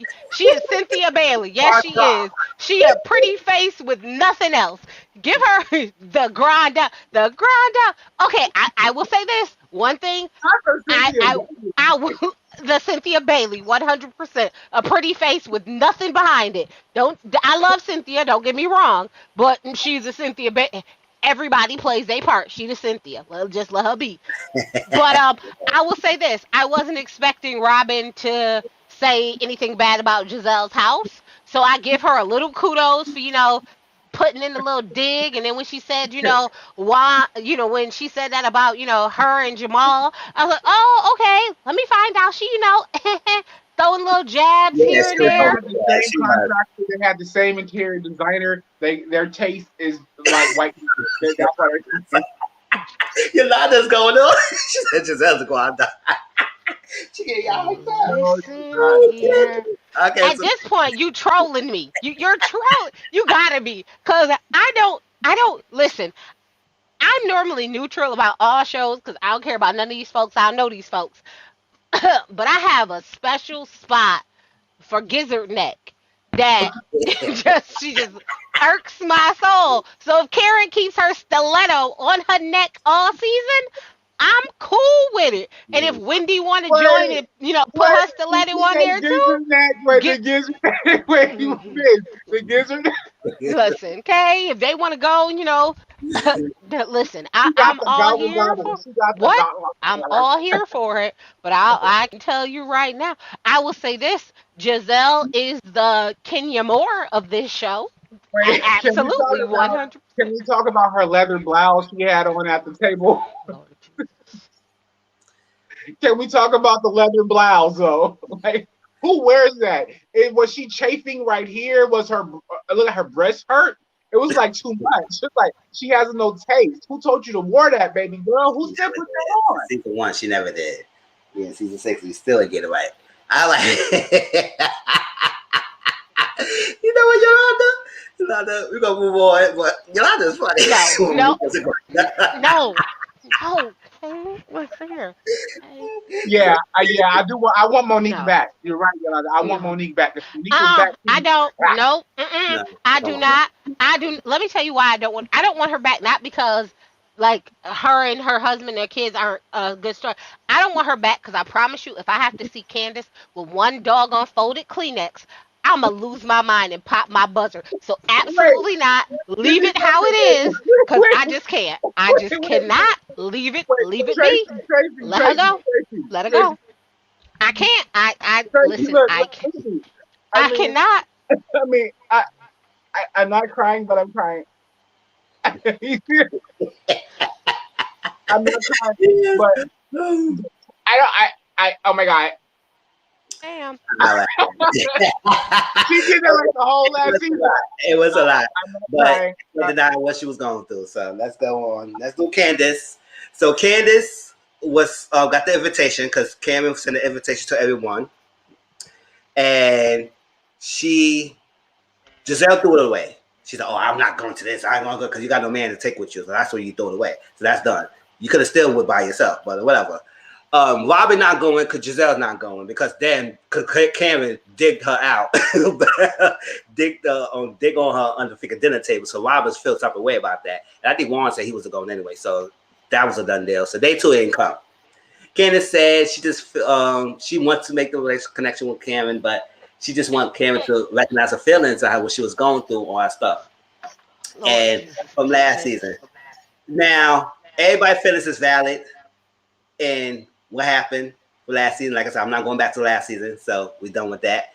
Everybody's feelings are valid, so she just wants Karen to recognize her feelings, and that's that. Hope y'all patch it up because I do like Karen and Jeanette, Candace friendship, all stuff. So Giselle, then move from Okay, can I ask you a question? Uh-huh. I ask you a question. Like, and I'm not trying to be funny. I really am asking this question. When she says, "I want Karen to acknowledge my," what does that mean? Like, what does that mean? Because Karen acknowledged your feelings. I think it was kind of dismissive. At some point it did, at some point it didn't. I think feel like she felt like Karen wasn't really too supportive or too acknowledging everything about how she feels because she felt like Candace is wrong. I was like, and Candace feeling Karen was dismissive and she wasn't really acknowledging everything about her feelings. And that is her feelings is not valid. And that's what she felt like. But So if okay, so that's just like me and Sir Neil get into a fight, right? Me and Sir Neil get into a fight. mhm. If you then say, Tracy, you was wrong for busting Sir Neil in the face. That was terrible. Don't do that. That was And you would be the absolutely, person to bust me in the face. absolutely, yeah, it would be me because you a lady. You don't fight like that. So you would say, Tracy, you was dead wrong for busting Sir Neil in the face, Okay. right? But then do you then throw me away and say, I don't want nothing to do with you ever again because you bust Sir No, Neil in the I see face? that part I didn't agree. Like I said, in my view, I didn't agree that wanting Candace to make Cameron make a choice. I ain't like that part because at the end of the day, you You know can't dictate who my friends are. We ain't gonna try to go back to last season, y'all. So we're gonna try to keep it listening. No, no, but I don't want to Tracy go back to last understands. season. I just want to understand So what that meant because she yeah, keeps saying that, and I truly don't understand what that means. So I don't want to go back to last season because if I have to go back to last season, I will choose not to watch this show. yeah. So I just didn't know what that meant. I'm just saying, yeah, I ain't like that. She's trying to make her play. I think she said feel like yes, she said it, but at the same time, he's like kind of dismissing her. That's what Candace might feel like that. So Okay, like I said, everybody had their feelings, and Candace's feelings is just as valid that Monique's feelings was, and everybody else's feelings in the show. got it. So, Okay, Yeah, but okay, bro, what I I'm get it. saying, Tracy, like, okay, like Tracy bust me in my face, okay? Everybody's seen it. All over a million people of viewers. Everybody that was at the party seen it. mhm. But if I choose to forgive Tracy for busting me in my shit, it's up to me. So we can go on from there. But them carrying on and keep poking the bear, I forgave her for punching me in my face. Yeah, she punched me in my face. She popped off, I popped off, and she swung first. That's it. So just like Candace needs to understand, her mouth, what everything she said was she was defending herself, okay? But she did pop off and she did instigate a lot of shit. All right, we ain't gonna go there that much about that. Candace and her dry knackers, no tears coming out. Okay. I can't. Uh, we can't really make the argument about mouth popping because everybody have mouth popping in the show. And that's a part of the show, reading and shading. So like that. So Yeah, you want to say Candace had mouth popping, the Ashley should have got her thing popped a long time ago. And yeah, then and Giselle should have got a show pop a long time ago. episode with me and Wendy got at it, somebody should have popped off too. So we can't use the mouth pop. Now, hold on, wait. Listen. I give Mia her props because she was like, what you gonna do about it?" Yes. And Wendy definitely doubled back and was like, "Oh, never mind," because she knew better. See what happens? See, when you know you can't fight, you tend to dump back and be like, "Oh yeah, because I could talk all day, but I ain't really about that life. So let me back up." See, there's ways to do certain things, but Yeah, I also have a question because I know like last episode, Karen, Mia, they came in together and Mhm. to get to know Giselle and to get to know the other ladies. Yeah. And did you feel like even in coming into this episode, like when the table discussion was still having, do you feel like Wendy was like giving a lot of energy to Mia. Like, did you Yes, feel I a lot mentioned of that Yeah, too. energy? yeah. I mentioned that I at the thought, beginning of the yeah. season. See, like just giving this review before y'all came on, I said that something about Mia that's irking Wendy nerves, or like getting Wendy's skin, that she's just coming off as jealous and hating, and I Yeah. don't know what is the issue. It's better stop. Yeah, so I want to know what is it. It's like she wants Mia life, or I don't know what's the issue, or she hates Mia. We don't know what the issue is, No, but I, we're gonna no, talk about bro, I Oh, that. think it is. you know Yeah. what it I think is? it is. M- When I she first came in, she was running her mouth. Wendy was.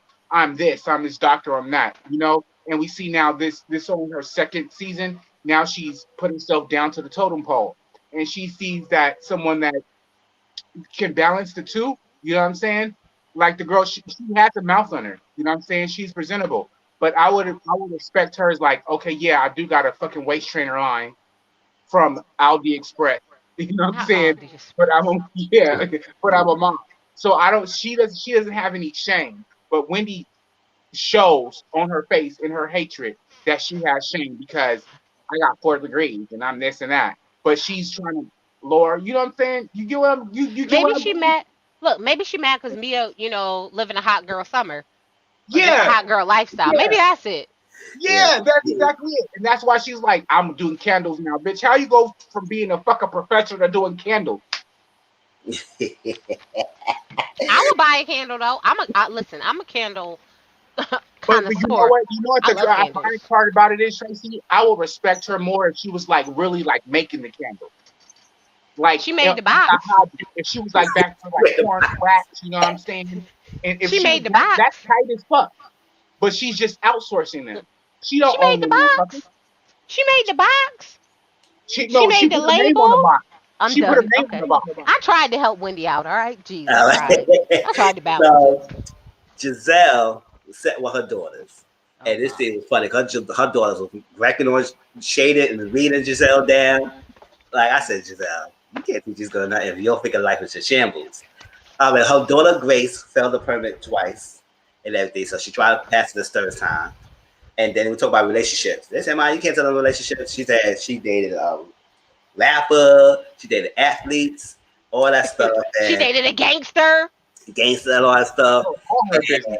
They said to my boys, you can't date them. She said, oh, we can date whatever we want. They said, oh, yeah, you can date what you want, but so I said, I'll give you advice. She said, oh, you can't give us advice. We got to give you advice.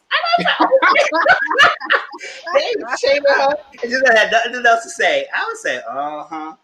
I was like, oh, Giselle. I said, your daughter's just every bit Daughters of are tired of her every bit bullshit. of her. They Every are bit tired of of her her. bullshit. I'm Mm-hmm. I'm gonna say this. How you doing with I it? appreciate. Listen, I appreciate Grace because Grace reads Giselle like no other. She was like, in relationships, you're supposed to be there for somebody when they're going through something. I was like, oh yes, Oh, yeah, because please. Giselle said when she got injured, she left. I was like, She was like, you don't give emotionally to relationships. I was like, oh well. and that's exactly Tell the what truth and shame the devil. Go ahead, and Grace. yes. And you remember I'm this is like, exactly who what your raised mom them? said about Giselle. that she's not emotionally available. That's who she is. And her daughter say that, that means it's true. You are Mm. emotionally unavailable. And girl. Mm. Mm-mm-mm. All right, y'all. So we get to let Karen's love theme party. I said like I will say like listen, I said Karen, Grand Dame. Like if I come to your area, can you please cater? I like that food. That food was looking good. I was I know what they were making. Oh, that food was looking good. It was like a nice setup. I was like, oh snap! And I was to eat too. So I would have been on that dinner table. The drinks that came With in, the dry ice? yeah, the Yes. drinks came in and then the Yeah, food. I was like, yeah. Karen, Grand Dame know how to do a Give me party. hors d'oeuvres. Give me hors d'oeuvres with my Thank champagne. Thank you. you, ma'am. Right. So Mia came first. And like I said, Mia sometimes when she tell her truth, she be funny in her delivery. Because when she's mentioned about yeah, when I met G, he was on his third marriage with his third wife. I was like, I started busting out laughing. I said, why is she sounding like that? It's like when I met him, he was on his third wife. I said, okay, that's like something that he probably didn't want everybody to know that he was married to them before, but you just put it out there like it was so funny. It was funny. I laughed when she said that. Now, Wendy and Eddie came. Well, I said Wendy had the old bed on. She looked nice, but she came. The Ashley came along. Ashley said, "Listen, I ain't bringing Michael. No, I'm gonna party up the store myself. And Michael need to keep his ass at home. No, you not All coming. I don't want to see Michael at all. Yes, and Cameron said you could bring her, but Ashley said no. He's staying with the baby. So she came by herself. Then Candace Chris came, and Candace invited Cameron to her house. After Cameron invited her to a tea and drinks chat, all that stuff. So, and Robin and Giselle did not come. So everybody was sitting down and chit chatting. All right, this is how the thing happened about how they were talking about that night. And Mia said, you know what? After careful consideration, after what she said about Karen's husband, I do have to reconsider her being a good friend. So she's questionable. And I said, yeah, that's the right choice because she could be questionable, so like that. And she's not a good friend. And so everyone's like, hold up. So Wendy would say, hold up. You got to be loyal to Karen. Now you said Karen's a boss lady, and now you said Giselle is not is questionable, all that stuff. Just like yesterday, you said she was a good friend. I said, because she made her own decision based on what she heard.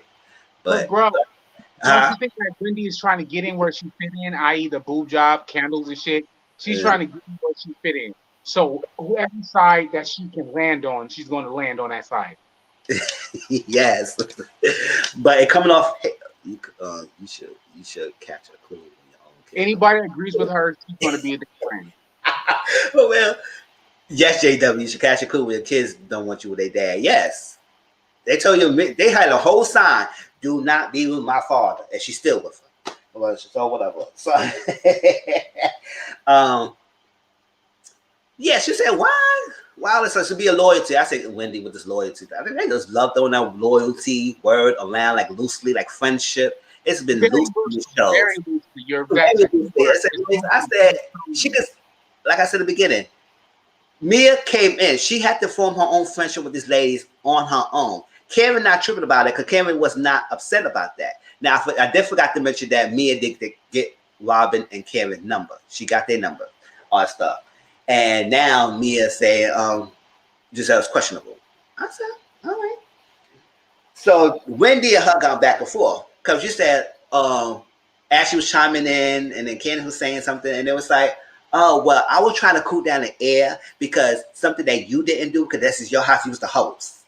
And she said, oh, excuse me, boo-boo. And I was saying, what you trying to say now? So she said she trying to say you was not shutting down the freaking argument. And they were back and forth. She wasn't available. This is your house. And she said, well, I was trying to let you know, boo-boo. And I was trying to let you know. She said, what you trying to say? And also, if you stop interrupting me, you get to hell. I was like, oh my gosh. So Wendy was doing this. Mia was doing this. And so Wendy stopped doing this. And Mia, and she said, get your hands in my face. She said, my hands in your face. What you going to do about that? And everybody was like, Wendy said, Ashley was like, Candace like, Cameron was like, I was like, ooh, she just coming you out. Bro, is that like all like the OGs, they like sat back and was quiet and let like the new girls fight each other. And that's why Ashley was like, they were like spectators because they all went through that shit. You can go through Robin, Giselle, Ashley, Candace, go down the line how they all like picked at each other, you know what I'm saying, at those sit downs, you know, and with that scene, it was like all the OGs like, oh, so let these bitches fight. Okay, Wendy, go ahead. What you gonna say? And what you gonna say, new girl? Mia, come on, what? Okay, and that's how it was. It was like a spectator sport. Yeah, they were like gagging and looking like, let's see what's going to happen. And the killer part about it is because like when it gets too heated, they all interject themselves into the situation, like stop it, you know. But to see that there was like, okay, what you gonna say, bitch? What? You know what I'm saying?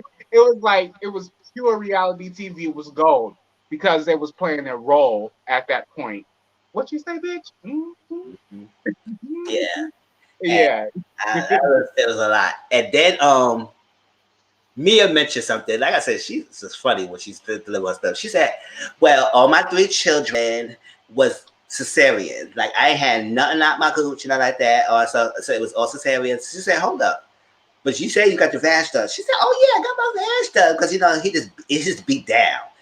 They was like, wait, hold up. You just say your boss got beat up, beat down by your husband. That's why you got it matched up. I I said, know that's you his try job. to, I mean, you try to what insinuate the that he got a package and he just beat your whole thing down because she said, nah, my baby said come out there. I got home cesarean.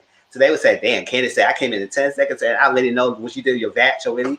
I said, well, me go tell her truth. Like, you ain't gonna spread her tea, you let her spread her own tea. Sure. right? And that's the problem Wendy has. Wendy was probably intimidated because old girl Mia was like very truthful. She was forthcoming. She was like, "Yep, I did that. Yep, got my titty done. Got my clit fixed. Yep. Next nigga, what you gonna say? Nothing. You know what? I will say this. Mm-hmm. If she gets Botox every 4 to 6 weeks, she gets all these different things.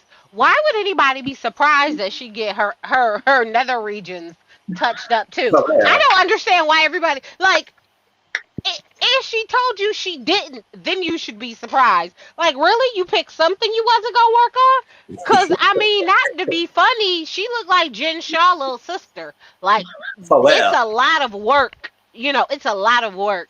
So I'm like, why are we surprised that she got her nether regions done? Yeah, Cause there's no I surprise wasn't. that she's telling Listen, everybody. if she would have told me that, she got, she get injections in her toes to keep her feet straight, I would believe her because I promise you, I'm like, Is that real? Is that real? Do people do that? Is that real? no, but Mia gonna start it because apparently every piece of her needs to be nipped, tucked, tweaked, and done, Why I which look I at have my no toes like, problem with. when you do this? I looked at my toes like, really? So I wouldn't be surprised. So when people are like, "Oh, we're so surprised," I'm like, seriously? From the girl who looked like she was made at Mattel, y'all Yes. shocked by her? Like, Yes. And she's Barbara. proud of it. You can't shame somebody that put the shit on the table. She's Mhm. like, you want turkey for dinner? Yes, I bring you Botox, butt lift, the fat injections, Yes, transfer. Yolanda. She did got 3 cesareans. She got 3 cesareans. So she was saying that she got her cooch done because it was beat down by her husband, not because she had birthed the kids out of it. That's what you say. That's what she said. She got 3 cesareans, and I was just so they thought it said, hold up. So you got the thing done, and we thought you had natural birth. She said, no, no, no, no, no. I ain't had no natural birth. I had I three mean, kids. maybe her husband just long and strong, and she want to That's keep it what I'm tight and saying. right. Let Like, that girl like do he's what she look. packaged. That's what I'm Yeah, saying. She can That's look. something. I'm She can trying to like afford it. maybe he got a curve. You know what I'm saying? He got a curve or something. You know what I'm saying? But Maybe. I'm not that versed in vagina, but I know vagina goes like this. It snaps back. So if your vagina not snapping back, Uh, yeah, it's like, all right, think of it like a rubber band. At some point the rubber band doesn't get as tight back as it used to. Oh That yeah, that's just what it is. If you keep stretching it, it's not going to be as tight as it originally was when you first got the rubber band. So that's how I tell people to think about it like a rubber band. Like, yeah, it goes back, but at some point it's going to be a little bigger than it used to originally. So am I surprised that she got it done? No, shoot, I it's told so you. strange I you think she having got. humans out your whole vagina. You having humans. You birthing babies. Like you, that's like 8 pounds out your fucking. Like that wasn't easy. For real, 3 of them. all right.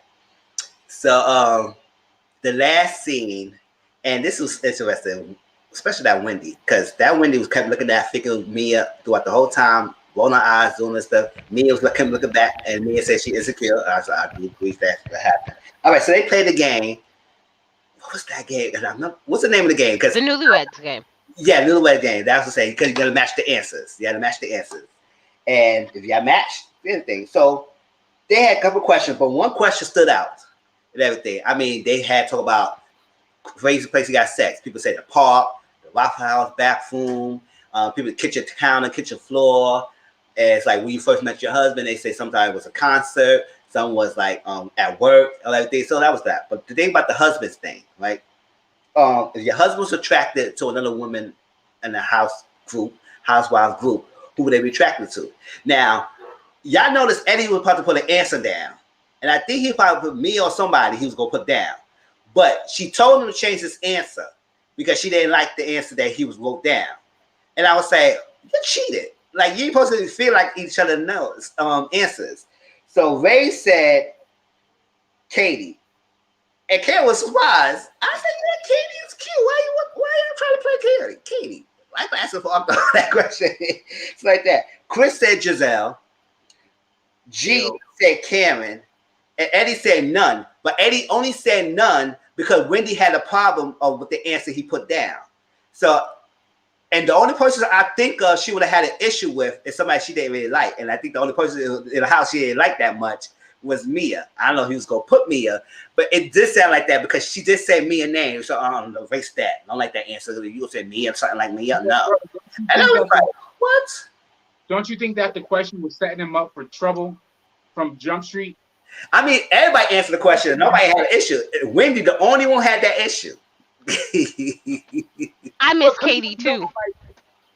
I don't think that was appropriate. I understand it was a game, but you know when those men leave, them bitches gonna be at each other's necks. So they gonna be like, my husband thinks you're attractive, and side eye, I'm gonna kill you, bitch, Potomac style. I don't think that question. It was like setting up for failure. Okay, I will say this. I think Eddie was writing like NA, like not applicable, like, NA. So if you do an N-A, I guess if you look at it real quick, it may look like Mia. Maybe that's. Listen, I'm trying to give Eddie the benefit of the doubt because I like Eddie. So I'm just trying to give Eddie the benefit of the doubt because I think he's sexy. So I'm giving him the benefit of the doubt. Okay, don't.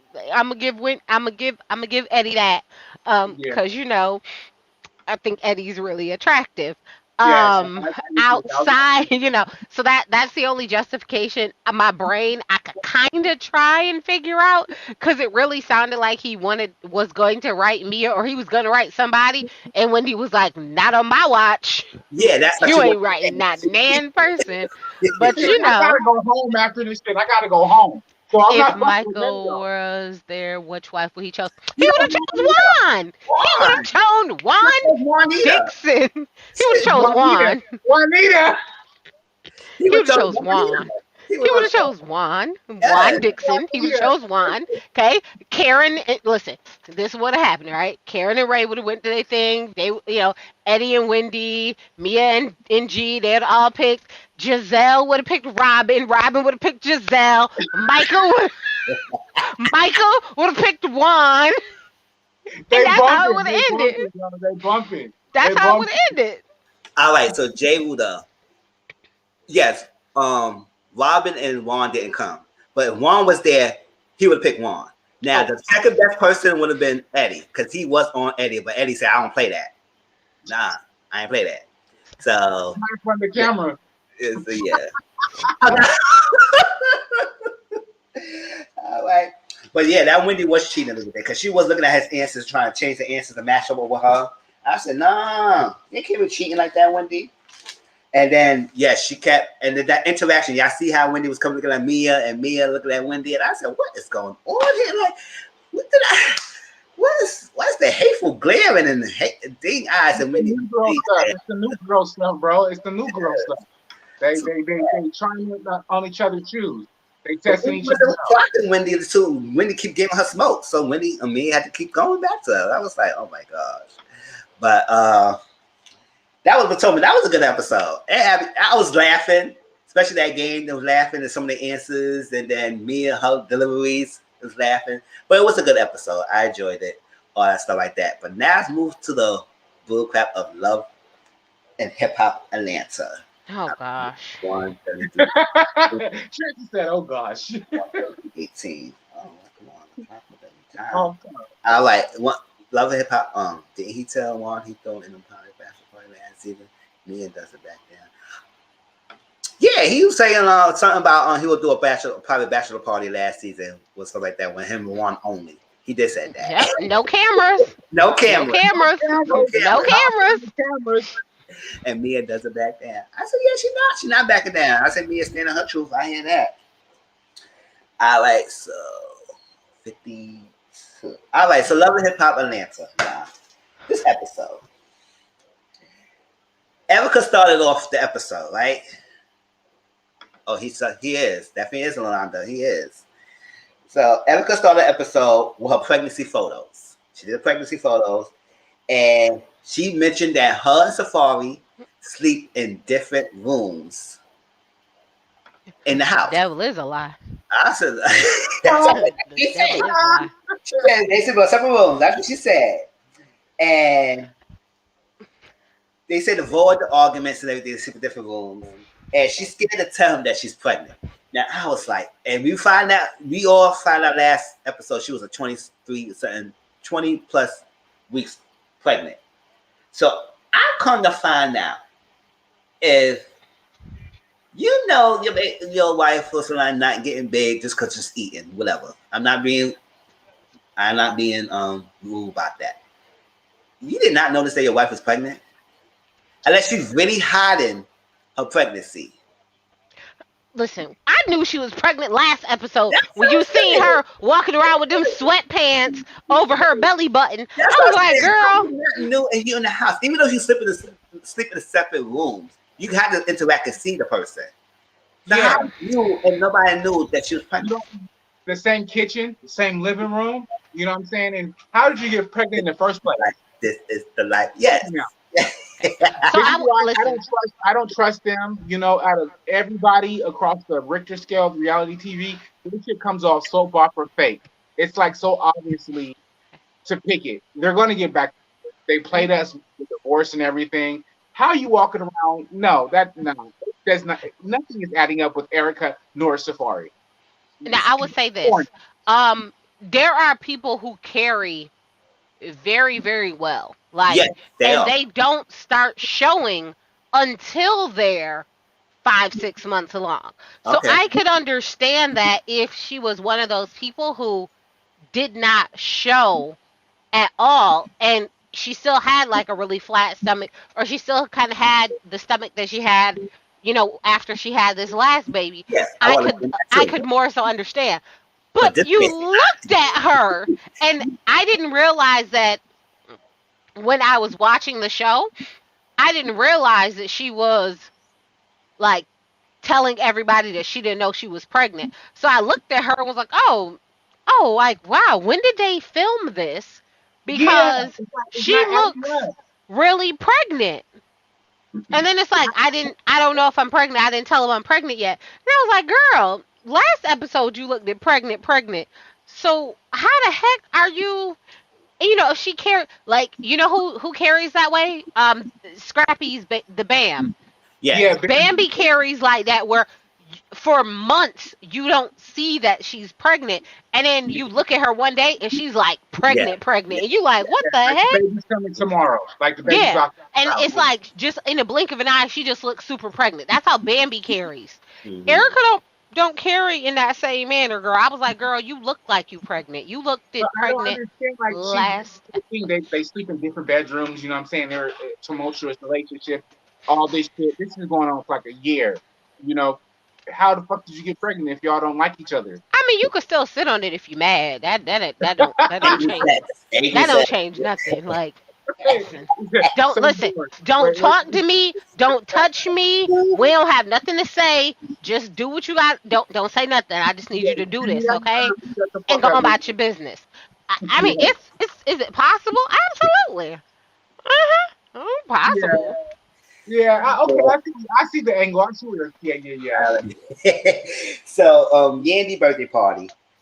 Everybody came. She's happy or stuff like that. Because the last time she had a birthday party, it was doing Panorama, and that was a couple of days before her birthday, and they can't really do much. So now she had a big lavish party, all that stuff.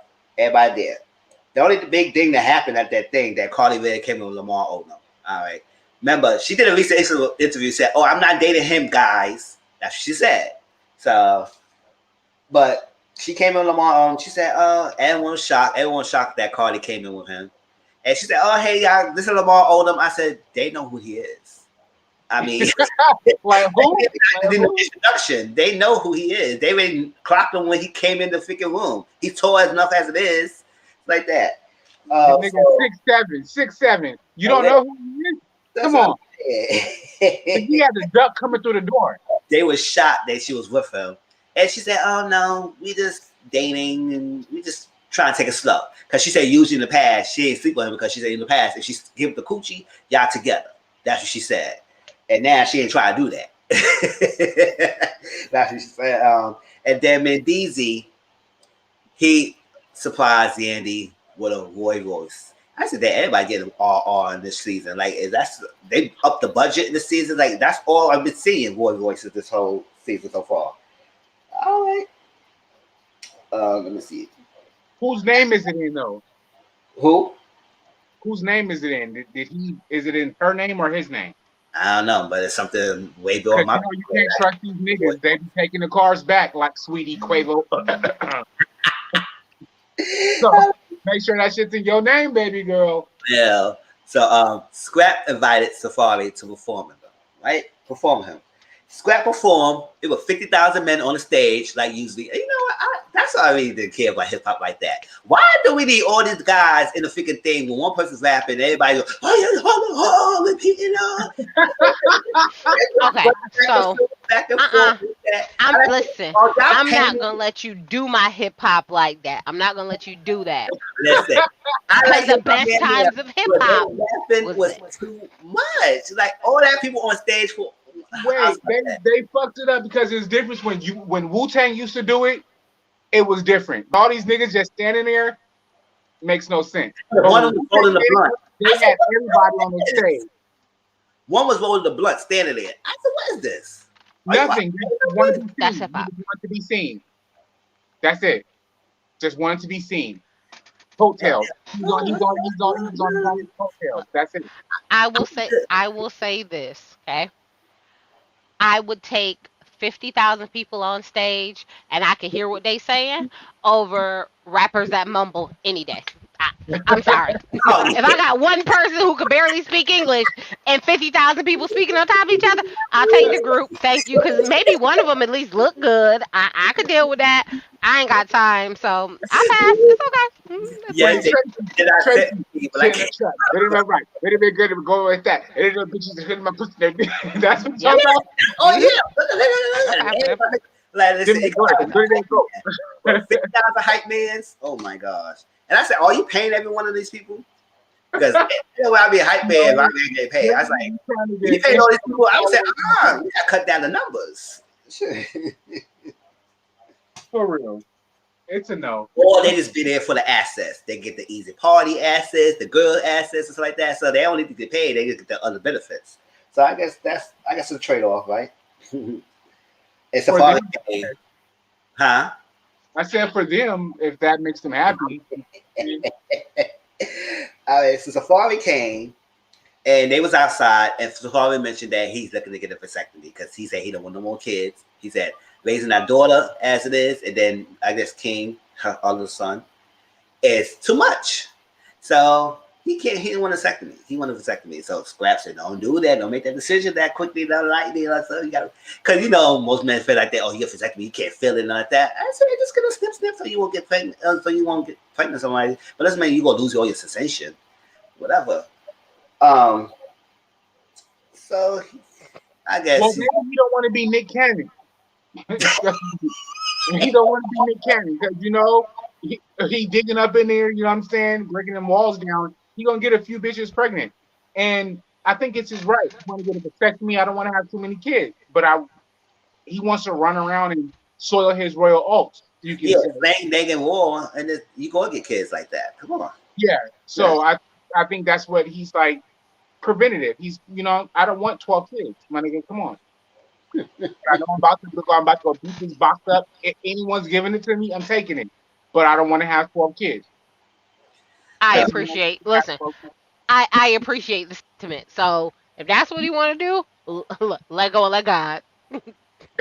Let him have it. It's his decision. Like I said, his body. Like you said, we can't tell women do their bodies. We can't tell men to do their bodies. So he want to get a vasectomy. It is what it is. But you Shoot, mad? there's a couple of people I know who need to go with him. So take some friends. Take some friends. Take some friends.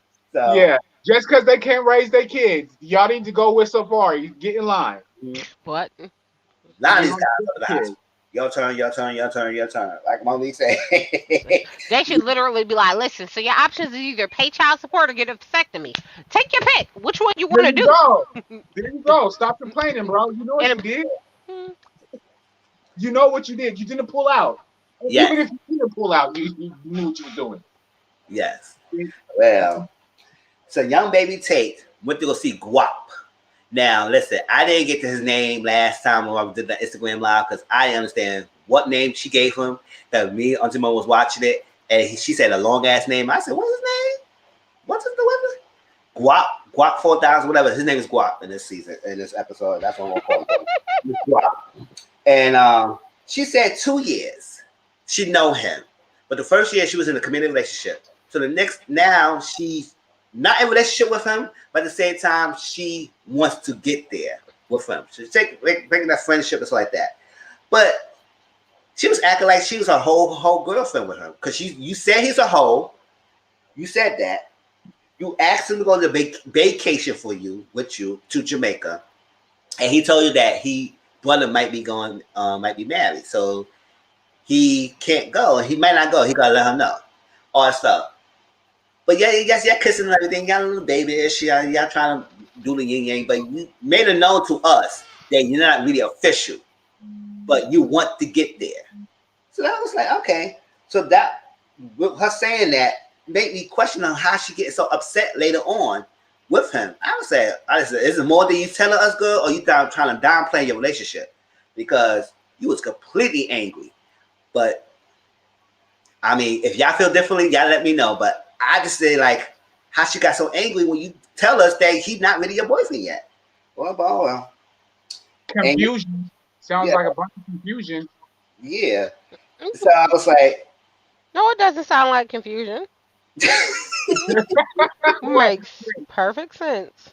When you claiming somebody that ain't really yours, it make perfect. That's what it sounds like to me. that's what I'm saying. He was for the streets. He a part of the streets, and you want to make him your man. Got it. That nigga belong to the street. Oh, and then she said He belongs to the streets.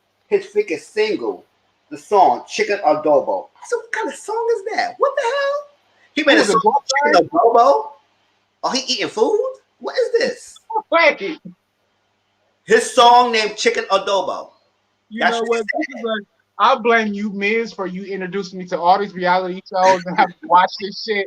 And now I gotta go look up Chicken Adobo. She just said she's sissing this chicken. What kind of song is that? Like, I didn't understand. What was that? She said it's a good song, hit whatever song. He was Grammy nominated.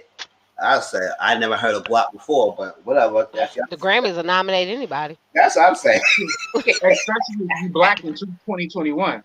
Listen, I'm gonna have a Grammy nominated song. Let me go ahead and do this. Well, and make anything. If he made a song called Chicken Adobo, we could make a song like peanut butter and jelly sandwich. Let's call it a day. Let's come on now.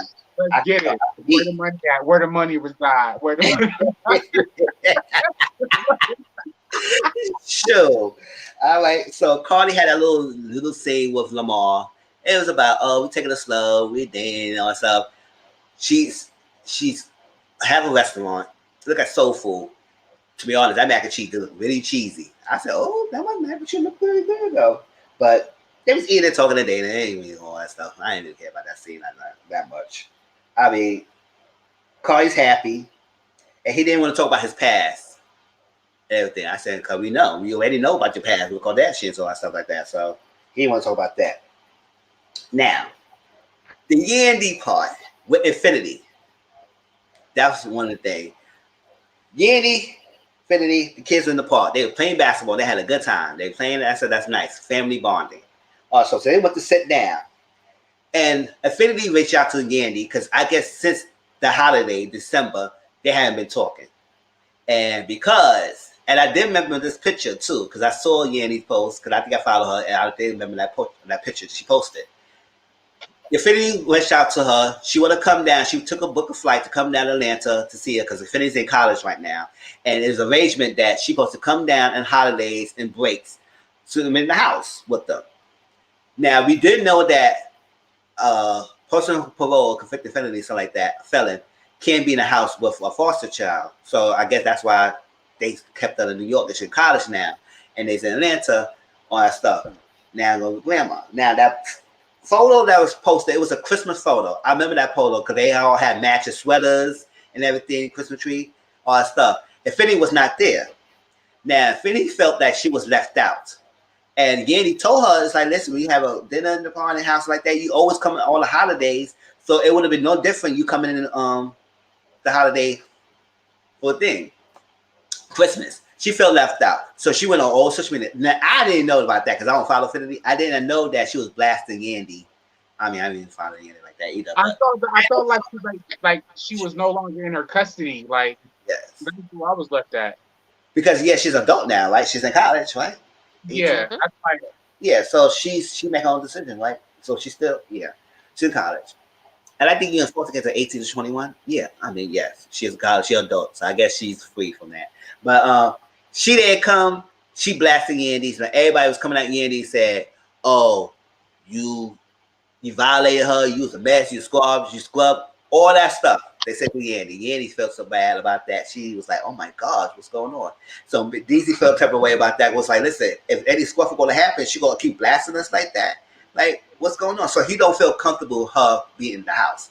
But you don't blame him. I say you just gonna go on thing, try and tarnish the name, or tell her a book. I said, tell her a book? She was about to write a book too? a novel, my nigga. I was like, I didn't know she was gonna do all that. Because I did not see that post that Infinity wrote. I don't think it was that deep for her to be writing a book like that. I mean, reality That. TV. Yeah, So get she your felt point. left out. So fast forward to the scene later on before we get to the guap and all that stuff again. Infinity came to see her, right? And me and Lisa say, no, you gotta get a hotel. You gotta make a public place of me arrangement because she's not staying in the house. I don't feel comfortable staying in the house right now because she could say anything and I could go right back to jail. And I said, I can't understand yet because you know, in the background story, why she wrote this post, all that stuff. I mean, she said she felt left out. So she came down. We found out Definity was in a relationship with an older man when she was 17 years old. I don't know how old this guy is. They didn't mention his name or his how age he was, but he was an older man. She was 17 years old, and going back and forth was a toxic relationship.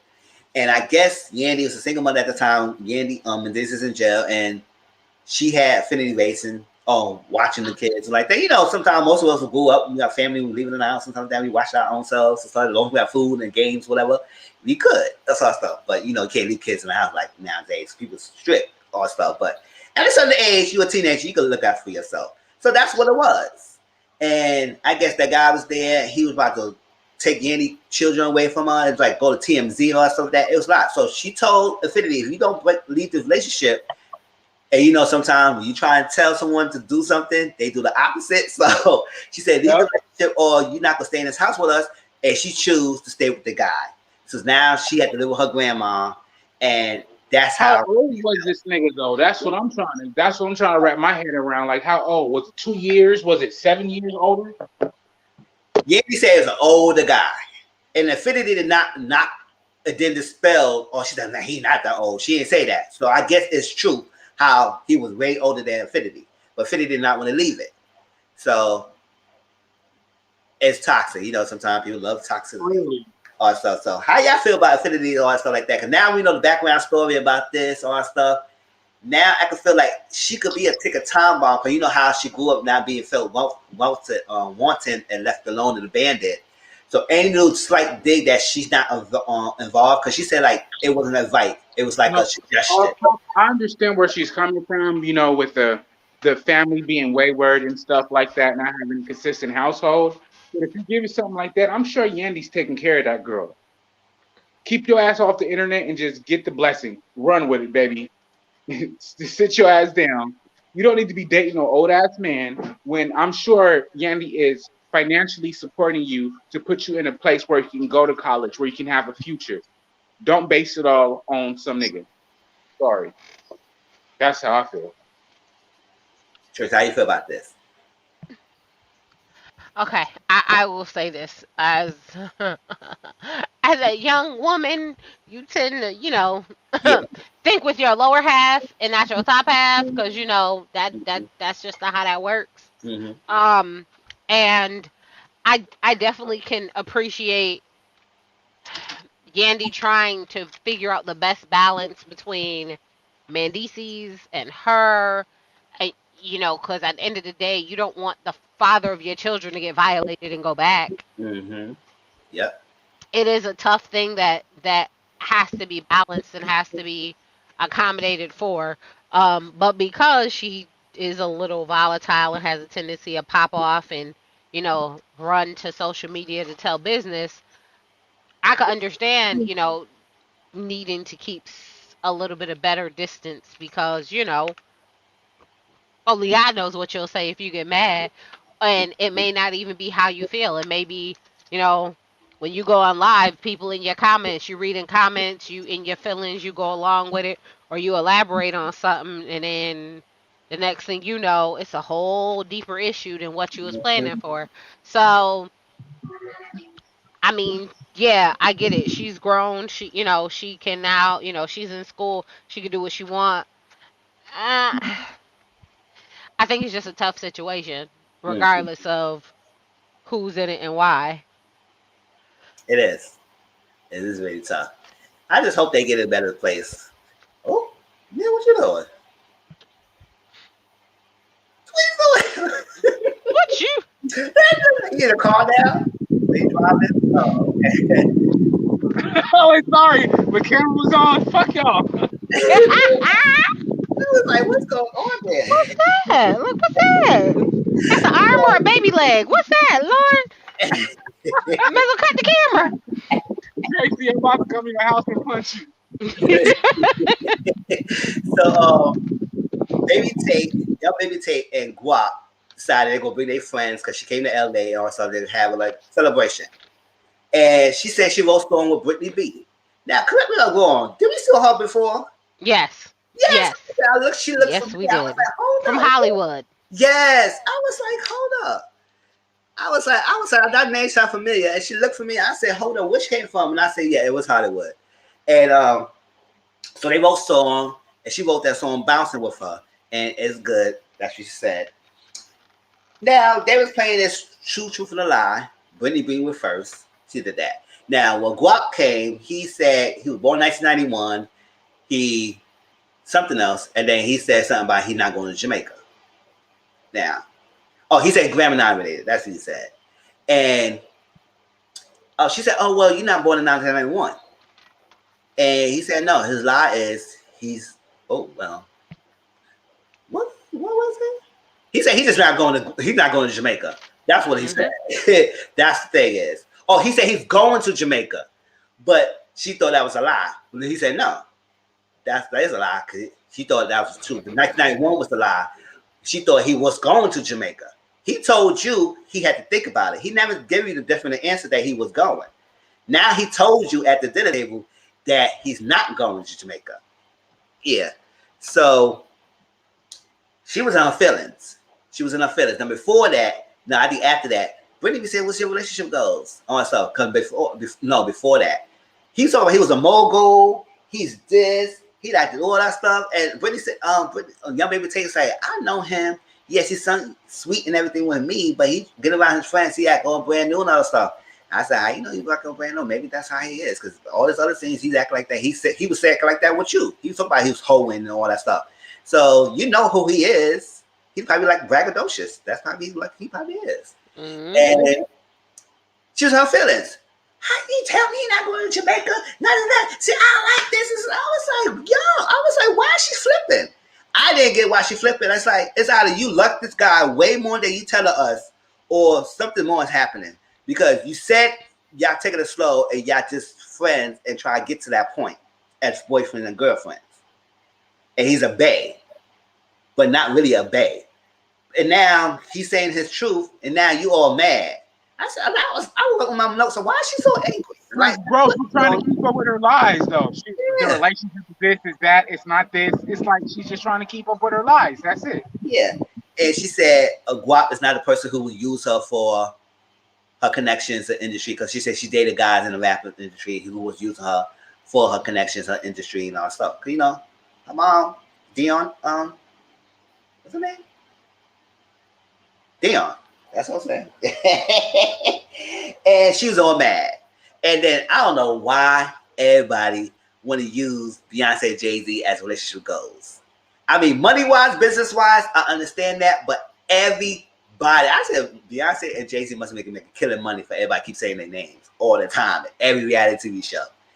Beyonce, Jay-Z. Beyonce, Jay-Z goes. Beyonce, Jay-Z goes. I said, all right. I mean, didn't Jay-Z cheat on Beyonce? That's what I'm saying. Oh, okay. Just making sure. That's what Just throwing that I'm out saying. there. He Like, did that. So I was like, what is going on here? Like, that's the relationship goes for everyone. Everyone. I was like, okay. no, But ma'am, yes, Pam. she's mad. And I want to know what's y'all feelings? What y'all think about young baby Tate? Because I like her. But with this guy that she's acting a whole different person and she's getting really pissed about him. So what y'all feel about Guap and young baby Tate? Dum dum diddy. Yes. So there, you playing mannequin challenge? What's going on here? Okay, don't know why they used them as a baseline. I don't know. Yes, I don't know why. Everybody using that. All stuff. But yes. So the last happened in Love and Hip Hop. Why is homeboy shop? I don't know. He is shopping. He doing something. Got it on mute. He doing something. But we don't pay him no mind right now. He get back on, y'all. And so Erica, she said she want to do something because she want to surprise the pregnancy news to him. And so she did. She brought Jamaica to the thing. And I think I remember the seeing this on Instagram of the posting that. And so she brought the Jamaica. She brought Spice over. I said I love Spice. It's Spice. Did the Jamaican thing, the food, all that stuff. So he was happy when he came in. He said the girl said, "Oh, yeah, husband, wife, home, take your back." I said, "Okay." She said that real quick. They had to have subtitles, y'all. So, so yeah. Spice performed her song "Cool Off." No, "Cool It," because I heard on African music. She brought her song "Cool It." He was so happy, all excited, all that stuff, all excited. So sat down. She said, "How you feeling? How you feel?" I said, "I love this. This is exactly what I do. This is exactly what I like." I said, "You got to do that for her too sometimes. Like, it go both ways. She can't keep doing celebratories for you, but you don't want to do celebratory for her. It go both ways." So I said, "All Do right." you follow them on Instagram? I follow, because I think I do follow Safari. I don't know much about, I think I do follow her a little bit. Because I do remember that post on Instagram about that Jamaica theme. I do remember that. Oh, yeah, I remember that Instagram post. So I will say this. Mm-hmm. Despite the narrative of the storyline of this show, and probably right before all of this stuff kind of popped off the way it did and everything else, Mm-hmm. I would say that uh, Safari was showering Erica with attention, gifts, and it could just have been on social media or for social media, Mm-hmm. but and she also deleted a bunch of those posts, but he was definitely like doting on her Okay. a lot. So I don't know what shifted or changed in their relationship. And this is when they weren't filming, which is why I wonder like how true could this possibly be? Because Mm. if I followed them when they were not filming, he was always doting on her, talking about what a great mom she was. You Yeah, know, I remember saying that. like he was always surprising her with these random gifts and always doing these different little things, and they was always up under each other when they was on live, or like she would go on live and he would be like laying in her lap. So Oh, I'm yeah. like, Mm. I'm like, so are y'all playing with y'all marriage for this storyline? That's what I'm saying. Because I think something about this don't make sense. And I understand people do definitely post what you want them to see on social media, right? yeah. I understand that. I get that, right? And people are just doing things. I was like, but it's a very like strong 180 from what it was just like a month or two before. So it's like like I don't know how to feel about these two. Yeah, that's what I'm saying. It is annoying because you don't know if it's real or not. I mean, they actually go divorce. They threatened divorce a couple of times with each other. It's too much. So she sat there. She revealed it, and he was not happy about it. Not happy. He said he didn't want more kids. He was that. He said, you know how I feel." Because she asked him, "How you feel? Like, what's going on? Like, tell me. Like, we need to try to work it out." And he said, "I don't know." They walked out. I You don't know know. what? He really gives me only child syndrome, like I have. Willie, he went off there. I was like, Willie, that got me upset with him. Even though I think like this story might be fake, but I said, listen, man, don't want no more children. You still having sex with her war. You doing this, doing that. Like, Kay's kind of, what is you doing? Like, you gotta obviously know she was gonna get pregnant again. You gotta obviously know, especially on the kids. Like, it's other ways you could prevent pregnancy and say you can't get her pregnant and all that stuff. But you doing this, and now she's pregnant. So I want you to understand, if you don't want no more kids, it's too much with the daughter you have now, the only daughter you have now, and all that stuff. You don't want no more kids, that's fine. But you bro, gotta bro, what's okay, someone who want kids? I'm not excusing his behavior, but he really did say that. He really did say he didn't think that parenthood was going to be like this. I He don't know didn't why think that being married was going to be like that. who never He's very immature. Yeah, He's very immature. He thought that he was about to have a baby and the baby's going to raise his whole that's self. what I'm saying, but he thought he was going to have a wife and she's just supposed to be there, just be like my wife, arm candy, look pretty. He didn't know how to handle it. So he fucked himself up in the game. And he said that, but he's very immature. He's very childish. You know what I'm saying? So what do you expect from somebody like that? All he has is a pretty face and a long dick. That don't take you too far. I mean, the second part gets you some good places, though. I mean, yeah, I know. Who you talking to? I know. I mean, the second part will get you some places. All right, so let me say this, right? I can definitely understand when you go from being newlyweds and being married, right? Mm-hmm. That is, or in that room, or in the first year of your relationship when everything is new and fun. It's the honeymoon stage. Everything is fun then. And at that particular moment, you feel like I could do this forever because none of the real rough stuff has really hit you yet because you're in that honeymoon phase. You guys still have like your representatives. You're still, putting your best foot forward. You're still always trying to put the other person ahead of yourself. So I can definitely understand how that newlywed phase, that phase, right? You feel like I could do this forever. And then during the newlywed phase, y'all get pregnant and it seems real great at the time. It doesn't seem like a problem. And then of course, you get married during that time, so all of it seems real great and fine and fun. And yeah, you think you could do it, but then once you're hit in the face with the reality of this is what the heck I signed up for, then you feel differently. But I will say this: I got a divorce because I didn't want more kids. Mm-hmm. So I don't blame somebody who says this isn't what I thought it would be. Parenthood is much harder than what I was expecting. Fuck the kids. So I don't want to have any more. Yeah, I'm not knocking him for saying so that. I don't knock him for saying that. And But don't do the ad deed that leads you to get to that.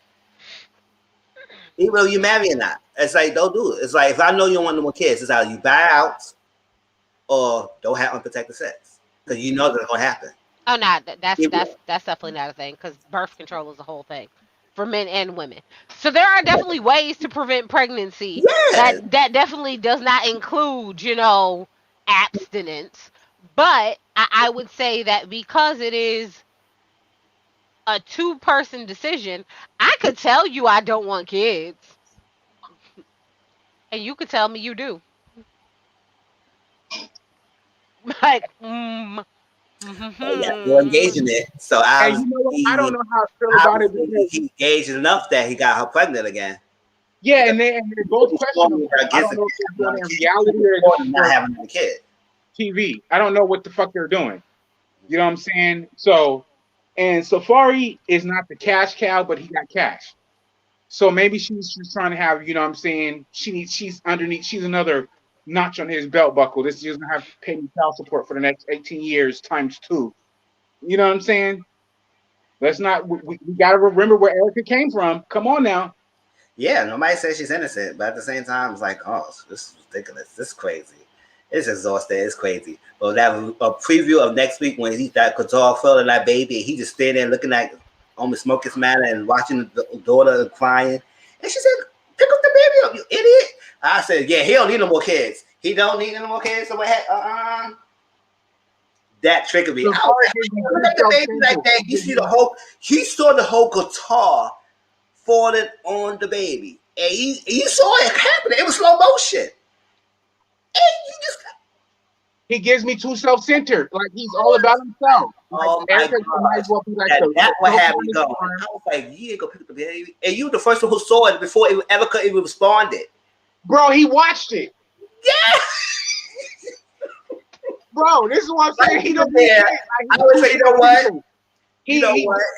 See, it's some all people about him. It's a safari show. He don't need no kids, no wife. He just needs to just run around. that preview had me hot. I said, how you look at that? I was like, we done, Bro, Ollie. bro. No. Listen here. He I will watched it. listen. I will say this, right? I remember what it's like being a first time new parent. Yeah. There are things that you do sometimes that you look back on and be like, Tracy? what in the world? Yeah, Who? nobody's perfect. So Yeah. I say this when it comes to first time parenting, right? I extend a level of grace, especially when the person has the maturity level of like a 14-year-old. That's A it. cheese ball. That's I'm a it. cheese ball. But how Nigga. much grace can you give a grown man who got 2 kids now? How much grace can you give him? He didn't wait the fuck. He can't even take care of the first one. Now he got two.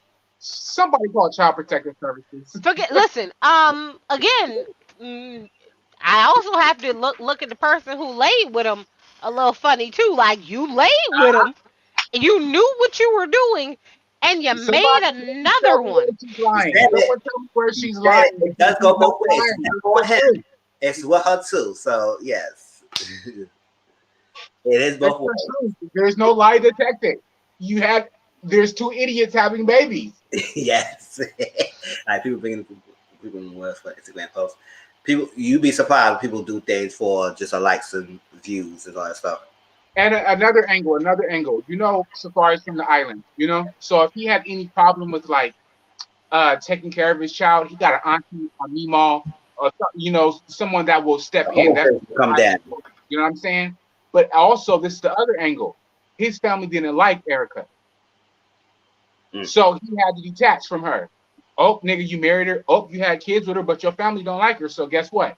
Some way and somehow he had to detach from her because they wasn't going for it, baby or I not. mean, who liked it, Erica? No, Like Oh, that. Look up. No, nobody. okay. Just nobody like that. I'm sure his mama, his auntie, everybody's like, no, don't bring her. She can't come to the house. Nope, we don't like her. And that was over his head because he does say he's a family oriented type of man. So him not being able to take care of the child or, you know, that's kind of like asinine. It's like backwards because he is very family oriented. That's why he's so spoiled. He has that, you know, that gravitas about himself. But if he had any problem, I'm more than sure he had someone to help him to step in. But they don't like Erica, so they weren't stepping in, and he had to make a choice. and isn't all his family still like in New York? So and they're like in Georgia. So it's like you're also away from your support system. Mm-hmm. Mhm. So you're away from the people who you could naturally call to be there for you, to help you, to ensure that They things are have your done, back. or to help you figure out the transitioning of being a parent. Because I it's sad to say, but when I look at Safari, I think, what would it be like being a teenage parent? Like I know this Joker is 40, but his mindset is Yeah, very, very Yeah, young. you know, very Yeah, young, very immature. teenage-ish. So it's like he doesn't have children, and it's very different being family oriented and having a newborn. Those are two very different dynamics. I'm sure that having a newborn is very hard. I'm very sure. Well, it's even harder when you have a newborn as a teenager. And no offense, Safari mentally to me is 14, No, I give him about 17. I give him about ish. 16, 17. 17. That's so yeah, 17. But he's a man, so technically like 14. He's a man Women child. mature He's a man faster than child. men, and he's a man, like a real like me Tarzan, you Jane, man. So he Yeah, really like, back there. So I do that's also believe that, what his thought of parenting, family, those things would be is very different than what he's getting with Erica. Yes, that's definitely I true. don't see Erica as being a parental loving mother. Not Oh to be, Lord. this is just my opinion. I don't see her being that swaddling the baby. I see her posing with the baby like, put a filter on the baby's face. Smile, baby. Bitch, I'm Okay. 3 months old. Smile, Now bitch. now hold on. I will say this because she has like her baby is what in the NICU. Like, so she has a premature baby. And again, all we can see is what she posts on social media. So, based on social media, she is a very This is doting another point. This is another point that thing somebody of brought up on social Facebook. media.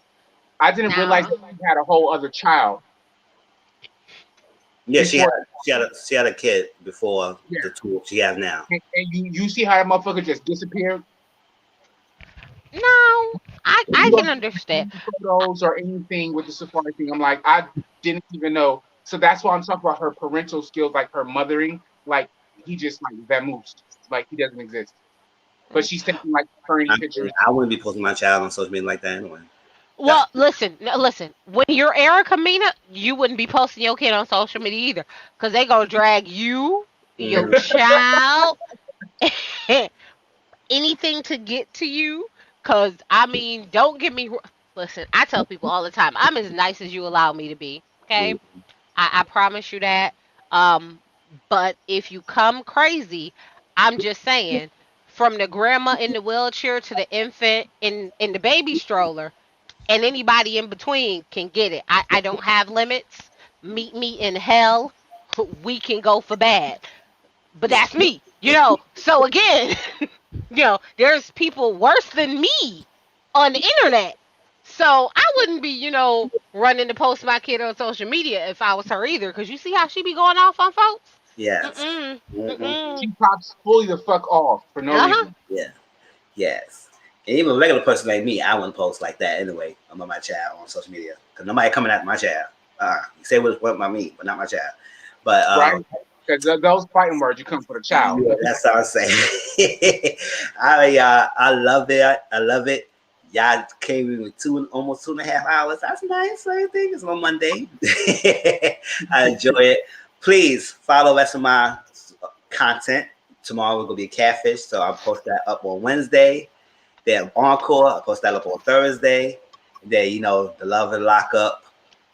Oh, love and lockup. What the hell I'm saying? Yes, Amir, when you do encore, tag me in it because I want to figure out where the fuck is Aubrey at. Yeah. I don't do lives encore. Momo does that. I do my pre-recorded because I come home late and I do a review straight off the bat when I come home. Yo, I'll be So working super late. I don't understand it. I get up at 4:30 in the morning, handle business, and I'm done. see, my Yeah, schedule is 3:30 p.m. to 11:30 p.m. So that's when my schedule is hard. It's not a good schedule for me to do YouTube, but that's why I yeah, still make it work. So like that. Because if I came home earlier than that, I would still be doing more lives during the week. So like that and everything. Because to balance out. But I had to set certain times up. So by the time I get home, it's been like midnight. mm, So it's like it's crazy.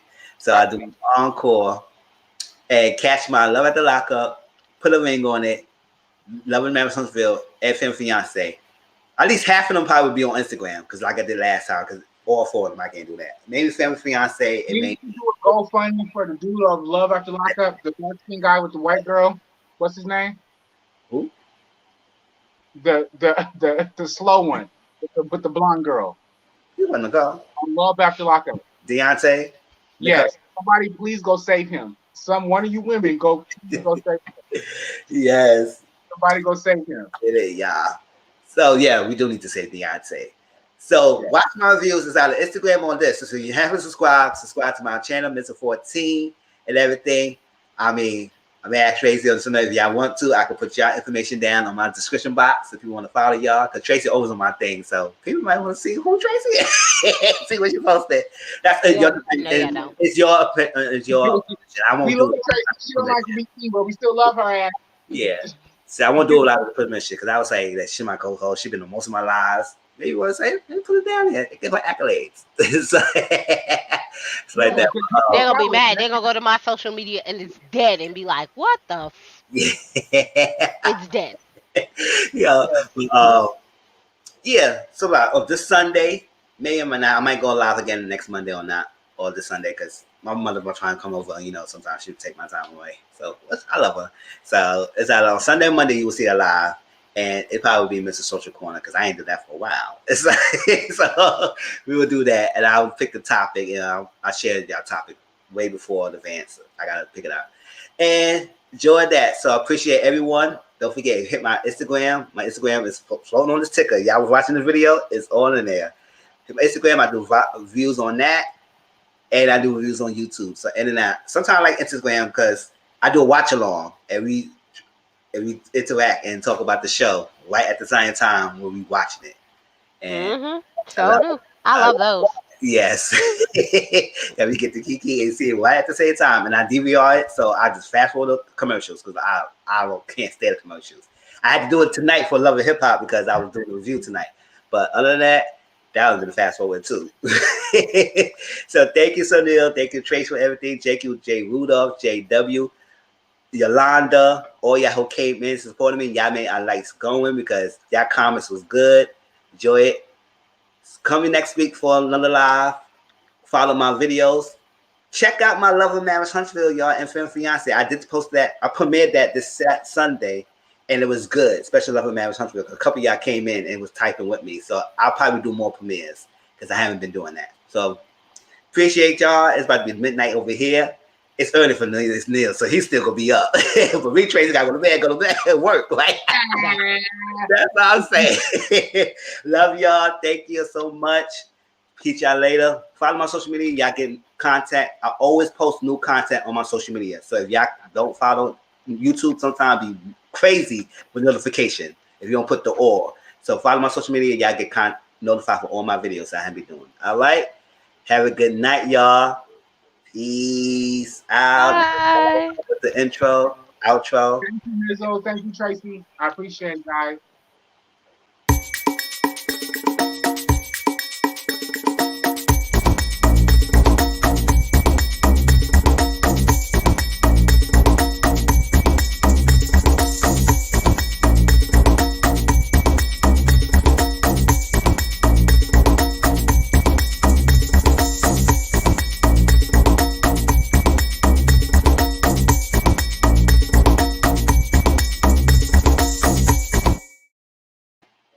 All right, have a good night, y'all.